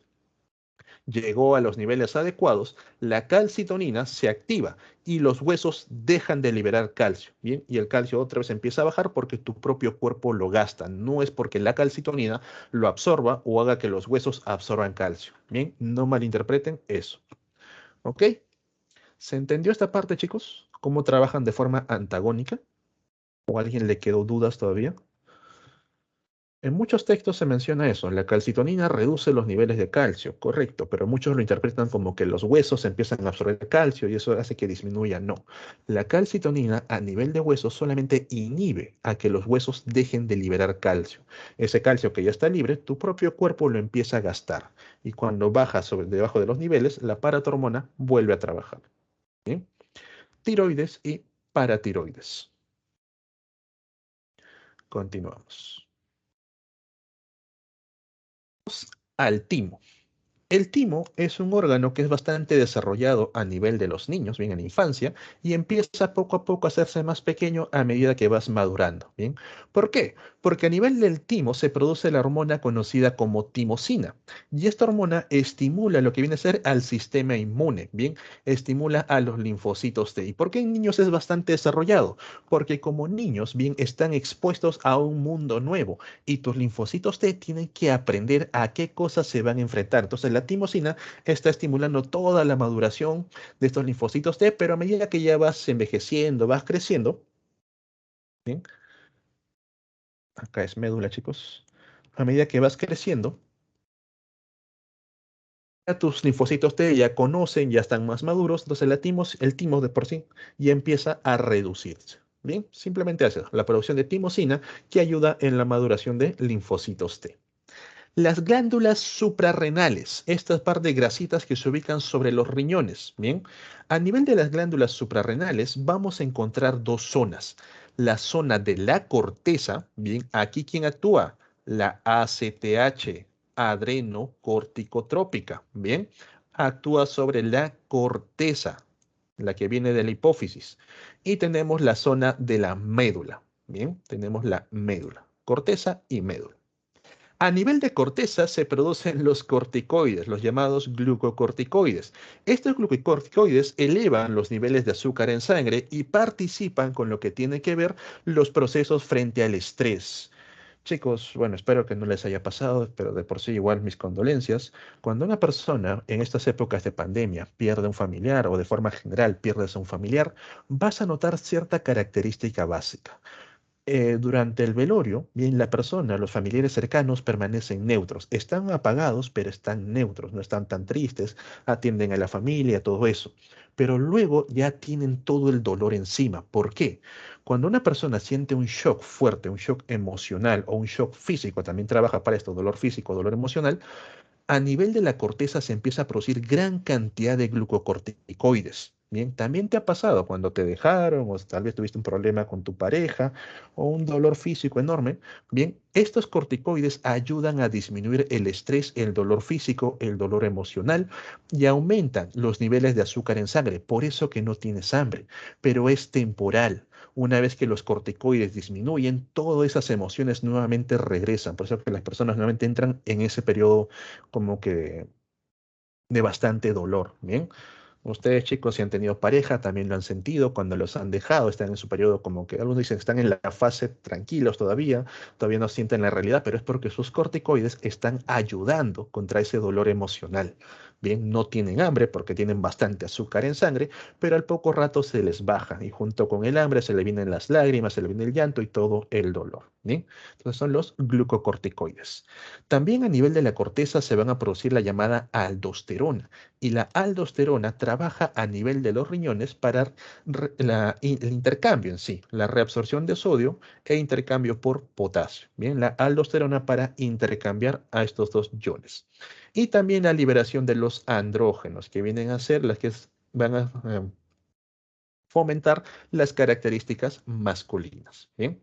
A nivel de la médula se va a producir la adrenalina y la noradrenalina, no olvides, señores. Bien, glucocorticoides directamente es como la hormona que más preguntan, la adrenalina y la noradrenalina.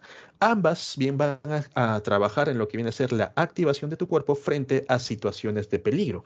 Cuando se te libera adrenalina porque estás en una situación de riesgo, una situación de miedo, cuando ves en tu examen esa pregunta que justo no estudiaste, se te empieza a liberar adrenalina. Profe, y la noradrenalina es lo mismo. Adrenalina, noradrenalina, también se le conoce como epinefrina, son lo mismo, solamente que la adrenalina actúa a nivel de sangre, activando los órganos, activando las glándulas, y la noradrenalina actúa a nivel de sistema nervioso. Bien, es un neurotransmisor para también activar todo el sistema simpático. Bien, entonces, adrenalina y noradrenalina. ¿Alguna pregunta, chicos, sobre estos dos? ¿Algo que no quede claro? Timo y glándulas suprarrenales. ¿Todo ok? Bien. Reconozcan sus corticoides, señores. Los excesos de corticoides generan daños a largo plazo. Bien. Y eso, por ejemplo, hace que muchas personas no estén conscientes de que están pasando un periodo de estrés, de depresión o de ansiedad por la gran cantidad de corticoides. Adelante con la pregunta, chicos, antes de pasar la dieta. La aldosterona es una hormona que se libera a nivel de riñón, a nivel de los tubos tubo contorneado distal y el tubo colector y permite el intercambio entre sodio y potasio. Lo vimos la semana pasada en la clase de sistema excretor, bien, en los cuales vamos a tratar de absorber sodio, que nos permite, nos sirve bastante, y eliminar potasio. Pero para realizar este intercambio, bien, necesitamos la aldosterona. Bien, la aldosterona. También la aldosterona va a estimular el intercambio de lo que viene a ser bicarbonato hacia adentro, ¿bien? Y iones hidrógeno hacia afuera, lo cual acidifica la orina. Bien, la concentración de iones hidrógeno, el pH ácido. ¿Todo claro, chicos? El timo, recordar, el timo para empezar la característica principal es que es grande en los niños y poco a poco a medida que vas madurando se reduce. ¿Por qué? Porque el timo produce la hormona conocida como timosina. ¿Y qué hace la timosina? Bien, permite la maduración de los linfocitos T. Bien, maduración de los linfocitos T. ¿Por qué en los niños es grande? Porque necesitas producir gran cantidad de timosina, necesitas a muchos linfocitos T maduros porque eres nuevo frente a todo lo que te rodea, frente a la gran cantidad de enfermedades. En cambio, a medida que vas madurando, ya tu cuerpo las conoce, ya tiene los linfocitos T adecuados, ya no necesita mucho del timo y poco a poco se va reduciendo. ¿Bien? Ok. Por último, antes que me olvide, el timo, por si acaso, no confundirlo con la tiroides. El timo está cerca al corazón, bien, sobre el corazón. Aquí. Vamos con el páncreas. Recordad que el páncreas es una glándula mixta, ya que produce hacia las cavidades, bien es de tipo exocrina, liberando el jugo pancreático, pero también produce hormonas, bien localizado transversalmente en la parte posterior del abdomen, justo detrás, debajo del estómago. Bien, participa en la digestión como en la producción de hormonas. Las células que se encargan de producir el jugo pancreático, las enzimas pancreáticas, son las células F, bien, productas del polipéptido pancreático. ¿Qué es el polipéptido pancreático? Toda esa mezcla de lipasas, bien, toda esa mezcla de enzimas que se encargan de degradar los alimentos, bien. Pero aquí lo que nos importa son las que producen las hormonas. Y aquí tenemos a tres tipos: las células alfa, las células beta y las células delta, bien. Ambas están relacionadas con los procesos de glucosa, en doble sentido, a glucógeno. Las células alfa producen glucagón. ¿Qué hace el glucagón? El glucagón permite que el glucógeno que está de reserva, bien, se convierta en glucosa cuando una persona está pasando periodos de hambre. Bien, aquí actúan las alfa. En cambio, las beta producen insulina y la insulina permite que las células reconozcan rápidamente el azúcar y lo empiecen a capturar y disminuye los niveles de azúcar en sangre, pero también permite formar glucógeno. Bien, gracias a la insulina, a la captación de estos por cierto tipo de células. Cuando una persona ha pasado ayunas, bien, voy a señalar también acá a la somatostatina, cuando una persona ha pasado ayunas y tenemos reserva de glucógenos, bien, se libera el glucagón. Destruye 90 gramitos de glucógeno y con eso tienes para 9 a 12 horas bien de trabajo al día. Una vez que el glucagón terminó su trabajo, la somatostatina inhibe a las células alfa, bien, para que ya no liberen glucagón. Cuando una persona acaba de comer y la insulina empieza a trabajar, bien, a las pocas horas la insulina culminó su trabajo, la somatostatina inhibe a las células beta para que ya no liberen insulina. Cuando la somatostatina terminó su trabajo con las alfa, terminó su trabajo con las beta, la somatostatina se inhibe a sí misma. Bien, la somatostatina es una hormona inhibidora. Bien, va a inhibir lo que viene a ser la liberación de estas hormonas. Entonces, la insulina, bien, producida por las beta, hipoglucemiante porque captura, baja los niveles de azúcar, y anabólica, bien, porque va a formar al compuesto conocido como glucógeno.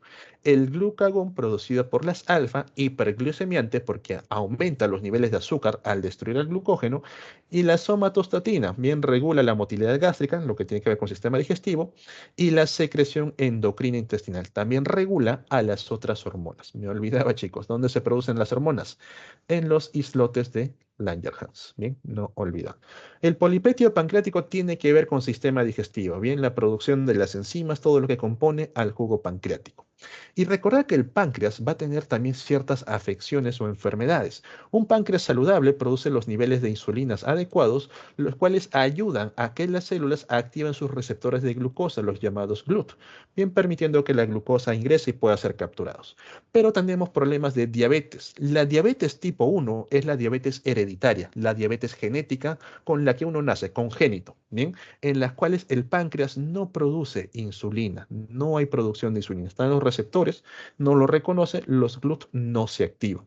En cambio, la diabetes tipo 2 es la diabetes que uno se induce, una mala alimentación, una mala vida saludable, ¿bien? No haces ejercicio, sentado todo el día, en la cual el páncreas produce insulina, pero no es suficiente los niveles de insulina para que activen a los receptores. Por lo tanto, la glucosa empieza a aumentar en sangre. Las personas con diabetes tipo 2, bien, van a necesitar un cambio en cuanto a la dieta. En cambio, las personas con diabetes tipo 1, ¿qué necesitan? Dosis de insulina. Bien, reciben la insulina, se activa el receptor y el GLUT nuevamente empieza a trabajar. Bien, entonces, esa es la diferencia entre una tipo 1, que es en el que el páncreas no produce, es congénito, es heredable, y la tipo 2, en que el páncreas produce, pero ya no es suficiente. La célula necesita más para poder trabajar. Perdón, la célula sí necesita más para poder trabajar o activarse, y en algunos casos ya de por sí está alterado.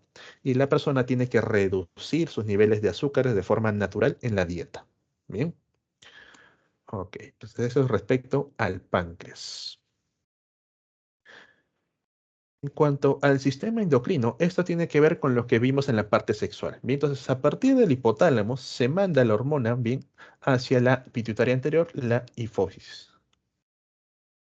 La emotiva, no sabría decirlo, chicos, no soy médico, de verdad, no he investigado muy a fondo, ante el tipo 1, tipo 2 que les viene a ustedes.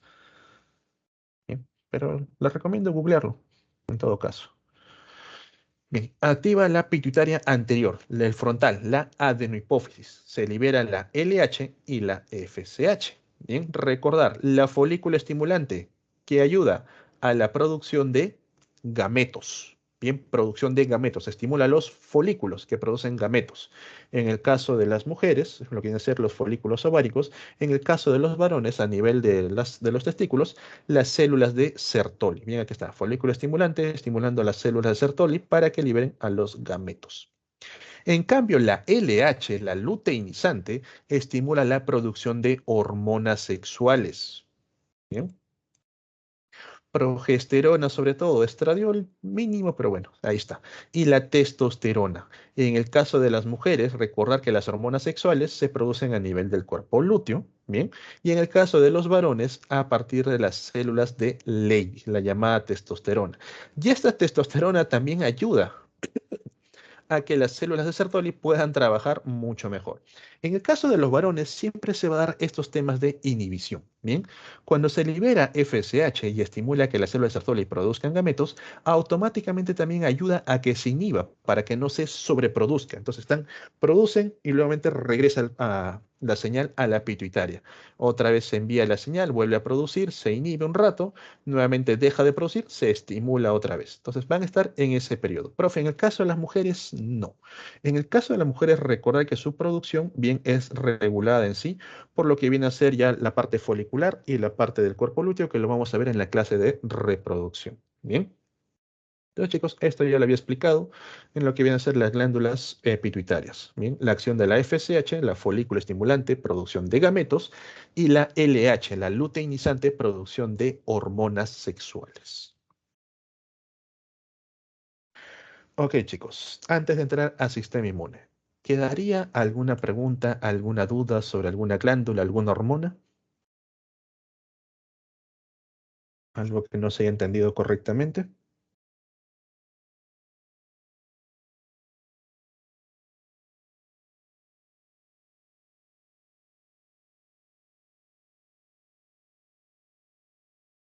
¿Todo bien?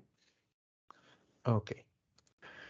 Pasamos a uno de mis temas favoritos, sistema inmune. Si no me volvía ecólogo, me volvía inmunólogo. ¿Por qué, profe? Porque el sistema inmune, créeme que es uno de los más hermosos que tenemos en nuestro cuerpo. Son pequeños seres que luchan día a día para que nosotros podamos continuar sanos. Bien. El sistema inmune está formado por una red compleja y vital de células y órganos. Bien, mucho cuidado. No solamente son células, también son órganos en los cuales se van a llevar a cabo la producción, la maduración, la estimulación de estas células, bien del sistema inmune. Los órganos involucrados en el sistema inmunológico se denominan órganos linfoides. Recordad que el sistema inmune, bien, es parte del llamado sistema linfático, donde vamos a encontrar ahí a las glándulas linfáticas, bien, a todo ese sistema de nódulos linfáticos que también le llaman, junto con los vasos linfáticos, donde estas células de defensa van a poder viajar, van a poder madurar, van a poder reconocer al agente extraño. El sistema inmune afecta el crecimiento, el desarrollo y la liberación de los linfocitos. Bien, va a tratar de buscar lo mejor, lo más adecuado para nosotros. Y aquí viene algo bien, que se parece bastante al examen de admisión. Bien, ahorita se los menciono. En los vertebrados, el sistema inmune está formado por órganos. ¿Qué órganos forman al sistema inmune? Se los coloco de morado, señores. Bien, órganos principales que forman al sistema inmune. Timo, vaso. Bien, el timo permite la maduración del linfocito T, el vaso, la formación y maduración de los linfocitos B, las placas de Peyer, voy a subrayar de color azul, bien, y el apéndice junto con los nódulos linfáticos, bien, lo que está en la amígdala, adenoides. En estas zonas van a viajar los linfocitos T para poder, digamos, especializarse en algo. A nivel de las placas de Peyer que se encuentran en el intestino, si por ahí alguna bacteria, algún virus atravesó, rápidamente tus células de defensa lo detectan. A nivel de apéndice, por eso les mencionaba que el apéndice es un órgano importante, que a veces se lo extirpan porque, en fin, pero a nivel de apéndice tenemos bacterias, bacterias que son favorables para nosotros y nuestro sistema inmune tiene que aprender a reconocerlos para que no las ataquen. Y a su vez, estas bacterias ayudan a que el sistema inmune también tenga una mejor respuesta frente a otras. A nivel de los los nódulos linfáticos también ocurre el mismo proceso. Bien, van a ser centros donde los linfocitos van a esperar a ver qué cosa nos trae por ahí un macrófago, por qué cosa nos trae por ahí una célula presentadora. Nos trae un pedazo de virus, un pedazo de bacteria. A nivel de los nódulos, los linfocitos aprenden y empiezan a viajar para atacar al cuerpo extraño. Lo mismo, lo ocurre al mismo nivel de los adenoides y la amígdala palatina, la que están aquí. Médula ósea, bien, lo coloco de rojo, es la zona en la que se producen todas las células del sistema sanguíneo, incluyendo a las células de defensa. Bien, entonces, en la médula ósea se van a producir las células de defensa en su forma inicial. Estas células van a viajar al timo y al vaso para especializarse, linfocitos T, linfocitos B. Una vez que ya se han desarrollado como tal, todavía no conocen a quién atacar. Entonces, a partir de estas zonas viajan. Algunas se van a las placas de Peyer, otras se van a los apéndices, a los nódulos, y ahí es donde van a conocer al cuerpo extraño. Una vez que lo conocen, maduran, se desarrollan y ya son más efectivos. Bien, esto chicos, a grosso modo. ¿Y de qué se encarga el sistema inmune? Va a tratar de reconocer, de diferenciar a los cuerpos extraños, ¿bien? Conocidos como antígenos. Y tiene que saber diferenciar lo propio frente a lo extraño, ¿bien? Una célula inmune no puede reconocer a lo propio como algo extraño porque lo ataca y desarrollas un cuadro llamado autoinmunidad. Bien, por eso que las células inmunes para que puedan salir del timo, puedan salir del vaso, son altamente calificadas. Solamente el 2% sobreviven. Bien, algo así como el ingreso a San Marcos. Solamente el 2% llegan a sobrevivir. El otro 98% son eliminados. ¿Por quién, profe? Por macrófagos. Bien, dentro del timo, dentro del vaso, va a haber macrófagos que se encargan de entrenarlos. Un linfocito T, si reconoce a una célula epitelial, bien, tengo aquí un linfocito T, tengo una célula epitelial, si el linfocito T lo reconoce, lo eliminan. Automáticamente lo eliminan porque está reconociendo y al hacer contacto lo va a atacar. Bien, cuando tengo ahí un linfocito T, viene un macrófago y le va a pasar célula epitelial, le va a poner una célula nerviosa, una célula hepática, una célula de cualquier tipo. Y el linfocito T tiene que estar inerte, no debe reconocer a ninguna. Basta que tenga contacto con una, lo eliminan. Bien, así de simple. Igual pasa con los linfocitos B. No pueden reconocer a cualquier célula propia. Bien, entonces a nivel de timo, a nivel de vaso, los macrófagos les enseñan todo lo propio. Le traen células de todo tu cuerpo. Pero cuando ya pasaron esta prueba y van a estos centros periféricos, bien que están en la periferia, los nódulos, el apéndice y la placa, ahí sí tienen que reconocer a otro extraño, bien, a los llamados antígenos. Bueno, para no marearlos, continuamos. Entonces, a nivel de las células de la médula ósea, bien la parte central, tenemos a las células madre pluripotentes, las cuales van a poder desencadenar bien en lo que vienen a ser las células que van a formar el timo, pero van a formar los linfocitos T, se van al timo, y las que van a formar a las células B, que se van hacia el vaso. ¿Bien? Estos linfocitos T se van a clasificar en tres. Recordar, primero, para que pueda desarrollarse un linfocito T, tiene que pasar la prueba. Bien, ¿y quién se encarga de darle la prueba? Los macrófagos. Bien, el macrófago le trae, pongamos un ejemplo por aquí.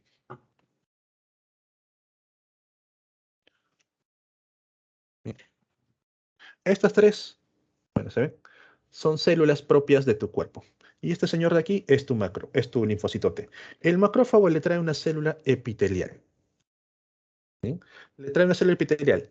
El linfocito T no tiene que reaccionar, simplemente pasa de largo. Bien, bacán. Le trae una célula hepática. El linfocito T no tiene que reaccionar, tiene que pasarlo de largo. Le trae una célula nerviosa. Si por ahí el linfocito T reacciona, bien, con la célula nerviosa, el macrófago lo elimina automáticamente. ¿Por qué? Porque este se llama un linfocito T autorreactivo. Está reaccionando a algo propio. Si este linfocito T que reacciona al sistema nervioso es liberado, ¿a quién va a atacar? Al sistema nervioso, produciéndote una enfermedad autoinmune, como por ejemplo el llamado Guillain-Barré, ¿bien? Que es autoinmune al sistema nervioso. Entonces, las células T, solamente el 2% logra pasar la prueba. El resto es completamente eliminado. Esas células T que lograron pasar la prueba ahora se van a graduar de acuerdo a la rama que escojan. Bueno, eso es un tema más complejo, pero simplemente entiéndalo así, como una graduación. Pueden pasar a ser un T de tipo helper, conocido como el TCD4, un T helper, un T auxiliar. Pueden ser un T de tipo citotóxico o también llamado killer, un T CD8, o pueden formar un T supresor. Bien, ¿qué hacen los T helper, los CD4? Imaginen todo esto como si fuese un sistema de defensa de una ciudad. Los CD4 son los que se encargan de regular el proceso de defensa. Si esta ciudad, que es tu cuerpo humano, está siendo atacado, digamos, por una gripe, los CD4 rápidamente organizan a todas las células de defensa. Tú ataca por este lado, tú ve por este lado, y así empiezan a rodear a la infección. Cuando el VIH ataca y destruye a los CD4, tú todavía tienes células de defensa, pero no pueden actuar adecuadamente, no van en el número suficiente, no van a las zonas adecuadas y toda la defensa es básicamente casi nula. Bien, entonces el CD4 se encarga de regular la respuesta inmune, de ordenar a las células inmunes. ¿Qué hace el CD8? El CD8 básicamente es el que te ataca cara a cara. El CD8 es una línea de defensa cuerpo a cuerpo. Bien, por eso es que se les conoce como killers o citotóxicos. El CD4 manda todo un pelotón del CD8 y el CD8 se va a agarrar uno a uno contra las células infectadas, contra los virus, contra las bacterias. Bien, el CD8 necesita que el CD4 le diga cómo ir. ¿El CD8 por sí solo puede atacar? Sí, pero no puede reconocer, digamos, en qué zona están siendo infectadas o en qué zona hay mayor cantidad de la bacteria o del virus. Entonces el CD8 necesita del CD4. Una vez que finalizó los procesos de infección, entran los T supresores, bien, disminuyendo la acción de los CD4 y nuevamente regresando a los CD8 hacia los centros que vienen a ser los ganglios o al TIM.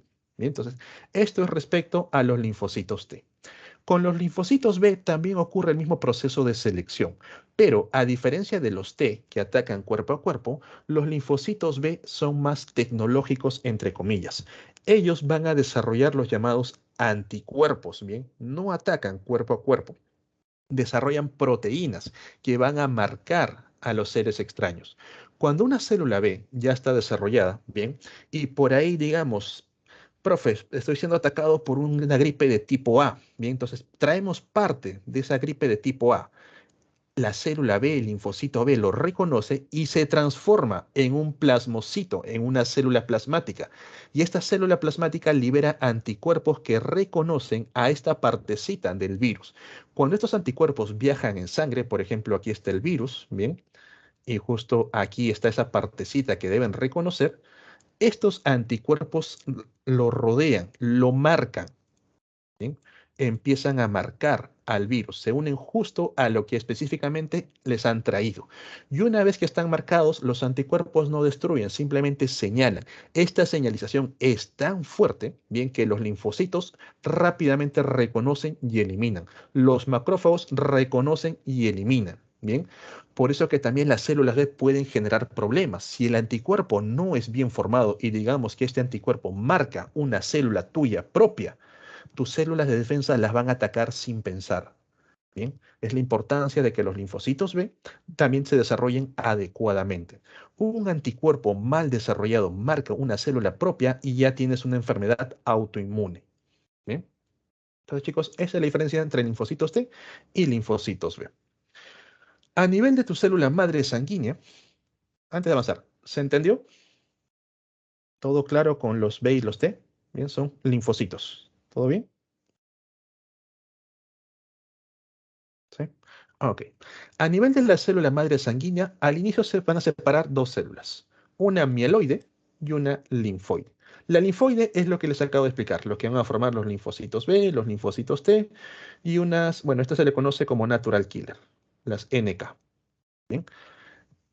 Les explico la NK antes de entrar al otro lado. La NK es algo que a veces también no lo colocan. ¿Qué hace la natural killer? A diferencia de los linfocitos, los T y los B que necesitan conectarse con el cuerpo extraño, o sea, necesitan que el cuerpo extraño a nivel superficial tenga algo para reconocer y recién atacar, las Natural Killer no. Las Natural Killer pueden atravesar a una célula y ver cómo está en la parte de su ADN. Si esta célula está infectada por un virus, tiene el virus adentro, la Natural Killer se da cuenta y lo elimina. La Natural Killer no la piensa, bien, la elimina automáticamente. Y hay todavía cosas que no se sabe. ¿Cómo es que la Natural Killer aprendió a hacer eso? Cuando una célula ha generado un error, bien, un error mutagénico, tiene una alteración de ADN, la natural killer se da cuenta y la elimina antes que la célula desarrolle en cáncer. Bien, y las natural killer tienen un proceso muy bonito que se llama sobreestimulación de natural killer por la risa. Así, fuera de broma, se llama así. Pueden buscarlo, pueden googlearlo. Sobreestimulación de las natural killer por la risa. Bueno, lo ponen por humor. Cuando una persona se encuentra de buen humor, se ríe adecuadamente, las natural killers se sobreestimulan y trabajan mucho mejor. De hecho, una persona que siempre para alegre es muy difícil que desarrolle problemas de cáncer. Bien, una persona con bajos niveles de estrés, siempre para riendo, sus natural killers están tan sobreestimuladas que al momento que realizan el escaneo, van a reconocer mucho mejor a células que están siendo mutadas. Señores, si ustedes están pasando problemas de corona, el corona es un virus, tiende a meterse en las células de manera temporal. Si tus natural killers están bien estimuladas, tú estás bien tranquilo, bien contento, si fuera de estrés, tranquilamente vas a poder pasar todo el proceso. Bien, las natural killers ayudan en esa manera. Ahora sí, entonces, de los linfoides tenemos a los linfocitos B, los linfocitos T, los natural killer. Bien, a esto se le conoce, bien, dentro de los glóbulos blancos como linfocitos propiamente. Pero de las mieloides, aparte de formar a los glóbulos rojos, a las plaquetas, bien, las plaquetas, recordar, no son células, son derivados de una célula llamado megacariocito. Bien, a partir del megacariocito salen las plaquetas. Forma al mieloblasto y del mieloblasto salen los granulocitos. A este grupo se le conoce bien como los leucocitos, linfocitos y los leucocitos. ¿Bien? Aquí le han puesto en general glóbulos blancos, pero no, los leucocitos solamente son ellos. ¿Quiénes son los granulocitos? Son los que presentan granos en su interior. Tenemos al neutrófilo, correcto, eosinófilo y basófilo. ¿Bien? El neutrófilo, eosinófilo y basófilo van a ser tu primera línea de defensa celular. Cuando algo atacó tu cuerpo e ingresó, bien, a través de una herida, por ejemplo, ellos van a estar ahí presentes. El neutrófilo le hace frente a todo. Ataca cualquier cosa extraña. Ingresa una bacteria, ingresa un virus, ingresa un parásito, ingresa una sustancia conocida como alergeno, el que produce alergias. Puede ser un grano de polen, puede ser pedazos de metal, bien hay gente alérgica a los metales. Entonces, cuando ingresan, los neutrófilos van a estar ahí presentes, pero su especialidad son las bacterias. Bien, los neutrófilos le hacen frente a frente sobre todo a las bacterias. Cuando un neutrófilo destroza a una bacteria, esta bacteria es separada en partes. Bien, ahí vienen también los grandes señores, los macrófagos. Bien, voy a poner aquí como macrófago. Este es el neutrófilo. El macrófago se lleva parte de esta bacteria y lo lleva ¿a dónde? Al timo, al vaso. Y ahí se da toda la respuesta de los linfocitos. Entonces, los leucocitos son tu primera línea. Van a hacerle frente a frente apenas la infección está presente. Ellos siempre están en sangre circulando. En cambio, los linfocitos van a estar presentes en ciertas zonas esperando a que el macrófago, o también hay otras células llamadas APC, ¿bien? Célula presentadora de antígeno, lleve este pedacito a los centros. El eosinófilo, bien, que es otro ser que está por aquí, no es muy bueno contra las bacterias, pero al eosinófilo tampoco le faltan agallas, porque el eosinófilo ataca frente a parásitos. ¿Se imaginan? Una célula atacando a todo un organismo pluricelular. Tienes un protozoarios, tienes anelios, tienes una actinia dentro de tu cuerpo. Los eosinófilos se empiezan a activar y se empiezan a multiplicar. Liberan sustancias que van a empezar a degradar al parásito. Si en tu examen de sangre salen niveles de eosinófilos altos, significa que tú tienes parásitos, estás siendo atacado por parásitos. Bien. Los eosinófilos también van a liberar gran cantidad de estos gránulos de histaminas, vean su cantidad, y están relacionados con los temas de las alergias.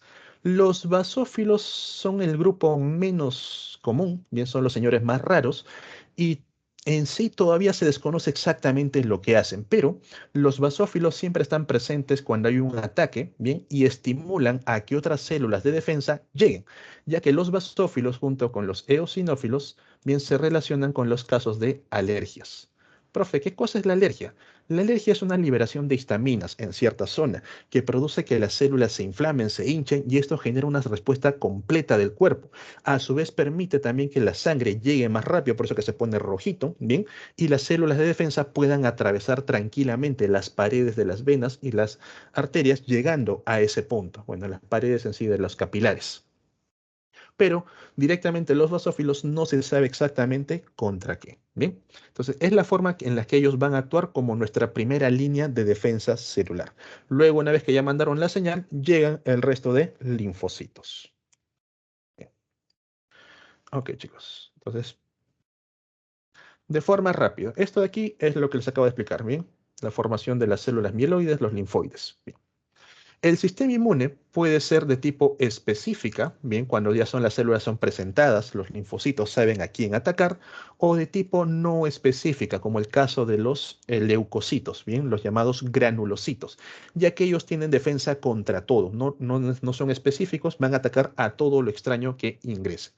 Los componentes del sistema inmune, por ahora les he explicado lo que vienen a ser las células. Bien, aquí están los granulocitos, neutrófilo, eosinófilo, basófilo. Los monocitos. Profe, ¿qué son los monocitos? Los monocitos cambian de nombre, se convierten en macrófagos cuando abandonan tejido sanguíneo. Bien, pero siguen siendo monocitos. Y los linfocitos que pueden especializarse en T o en B. Bien. Chicos, por aquí vamos a dejar la clase, solo me faltaría explicar esto y bueno, lo que son tipos de sistema inmune, que se los completo en la siguiente semana, bien, para que no quede al aire, ¿ok? Como última recomendación, chicos, antes de retirarme, bien, hay un anime en Netflix bastante bueno, si que quieren entender sistema inmune con un poco más de didáctica, ¿bien? Pueden ver si es que tienen en la plataforma o por ahí de forma pirata, Cell at Works, ¿bien? Ok, chicos, conmigo sería hasta la siguiente semana. Bien, me faltan 2 diapositivas y completamos el tema. Cuídense bastante, estudien un montón, protéjanse del corona. Hasta la próxima, chicos. Pregunta. ¿Perdón? ¿Me puedo ayudar una pregunta, por favor? Sí, chicos, no hay problema. Ya están en la hora de receso. Yo me quedo aquí unos minutos con ustedes, a ver. Mientras vamos ayudando con la pregunta. Bien, ya están en receso, chicos. Adelante con tu pregunta. Profe, pero no es de este tema, es de genética. A ver, vamos a ver. Ya. Mm, mm.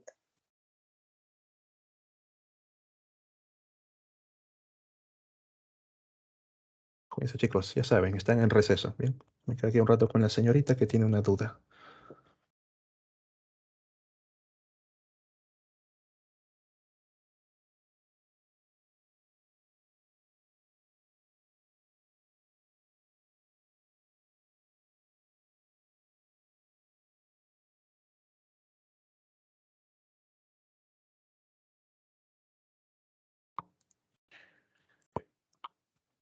Me olvide, chicos. Menos mal que me quedé. Las claves. Ahí están. Las claves.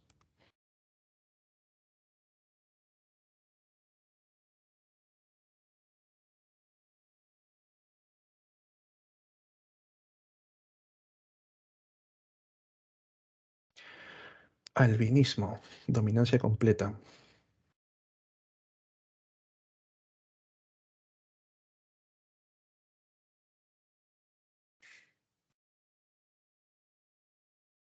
¿Cuántas combinaciones generará el 25% de condescendientes albinos? Bastante extraña la pregunta, pero bueno. A ver, te lo coloco por aquí. ¿No? El albinismo, como ya sabemos, es un gen recesivo. De por sí es un gen recesivo. Las personas, para que sea el albinismo, bien, es un recesivo frente al dominante, que es el normal. Así. ¿Cuántas combinaciones genera el 25% de descendientes albinos? En otras palabras, cuando vas a realizar el cruce de dos Fs, tienes que tener aquí a dos con recesivos únicamente. El resto puede ser cualquiera. Eso significa que este puede ser albino, este también. Bien. Y esto, de hecho, que tiene que ser así. No albino, no albino, no albino. Acá, para que no sea albino, de hecho, tiene que tener un dominante sí o sí. De por sí, esta es la única combinación posible entre dos humanos que te va a permitir generar únicamente el 25% de albinos. Tú le haces cualquier cambio, por ejemplo, esto por esto, ¿Bien? Y como es dominante, todos lo van a expresar el dominante. Profe, le hago otro cambio. Ahora quiero así. Pues ahí ya tienes al 50% expresando albinismo, porque como uno produce el mismo gameto, el otro define el porcentaje. La única manera de tener el 25% de albinos es esta, el cruce de dos heterocigotos. Bien, recuerda, el albinismo es recesivo y la única forma en la que se expresa un recesivo es en homocigosis. Ahí marcaría la C, es la única forma posible para generar descendientes albinos al 25%. ¿Se entiende? Sí, profe. Profesor, la hemofilia en las mujeres portadoras se da porque el gen defectuoso y su alelo están en heterocigosis, ¿no? La hemofilia de por sí también es un gen recesivo, ¿bien? Es recesivo. Y para que se pueda expresar, te explico, debe ser homocigosis recesiva. Bien, en el caso para que las mujeres sean hemofílicas, tiene que tener ambos recesivos. Esto es hemofílico, esto es portador. Bien. En el caso de los varones, como solamente tienen un cromosoma X, el varón es o no es, así de simple. Bien. Este es hemofílico y este es una persona sana en varones, porque el otro es el Y. Y el Y no le afecta el gen de hemofilia. La hemofilia es recesiva. Para que se exprese en mujeres, homocigosis recesiva. Profe, pero acá me dicen mujeres portadoras. Las mujeres portadoras son estas. Y en el caso de las Pero mujeres portadoras, el gen dominante se expresa sobre el gen recesivo.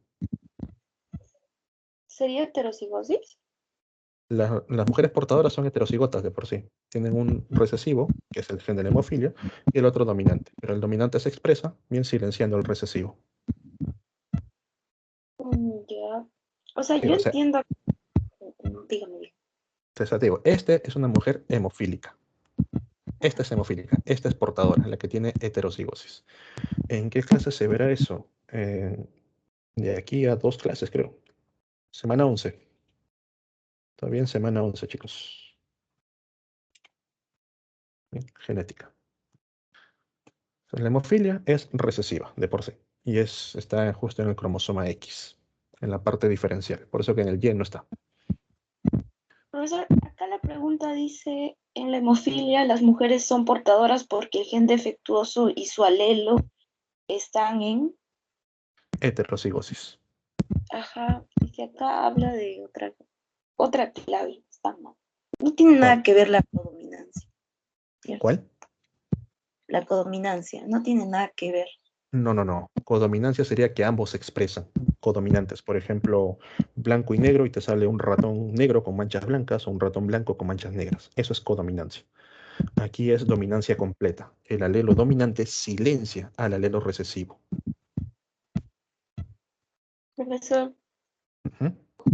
la, la dineína es el responsable del transporte retrógrado de vesículas a lo largo de los microtúbulos del axón. A ver, ¿cómo? La dineína es la responsable del transporte. ¿Qué más?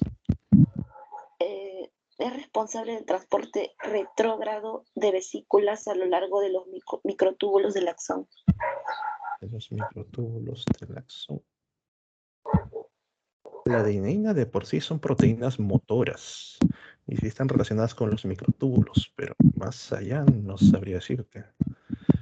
Pero bueno, sí es el transporte retrógrado en células. En el axón. En el axón. Lo viste en flagelos y en cilios. En el axón. A ver, déjame Es googlear un ratito. cinesina, dineína, mentina y actina. Sí, también trabajan a nivel de axón. La dineína a nivel de axón, correcto. De nivel retrógrado, sí. Y la cinesina, anterógrado. Quinesinas. Quinesina, ahí. Quinesinas. No, sí, la clase ya culminó, señorita. Disculpe, antes estamos en receso con unas consultas que tiene aquí la señorita. Profe, una última pregunta. A ver, algo rápido. Profesor, las briofitas una fase de la reproducción da lugar a esporas que al germinar se forma el protonema, ¿no? Prótalo. El embriofito de prótalo. Eso es en helechos. Y el protonema, profe, ¿de qué se encarga? ¿O dónde se forma? ¿En qué parte? De... A ver, ya se le ponen unos nombres. Ya, ok. El protonema viene a ser en sí el desarrollo de la espora.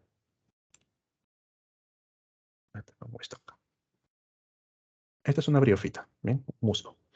Las esporas, recuerden, se produce de los esporangios. Bien, los esporangios producen esporas por meiosis, porque reducen la carga.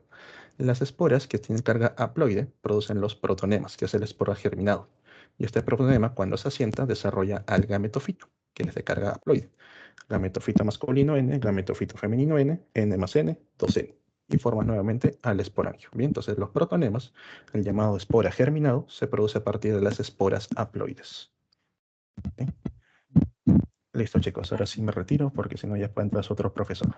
Cuídense bastante. Cualquier duda, chicos, es decir, cualquier consulta, recuerden que tienen una plataforma de multichat. Bien, pueden acceder a ella, dejar las preguntas y los docentes van a contestarles adecuadamente. Bien, Muchas gracias. listo. Cuídense, chicos, hasta la próxima. Chao, chao.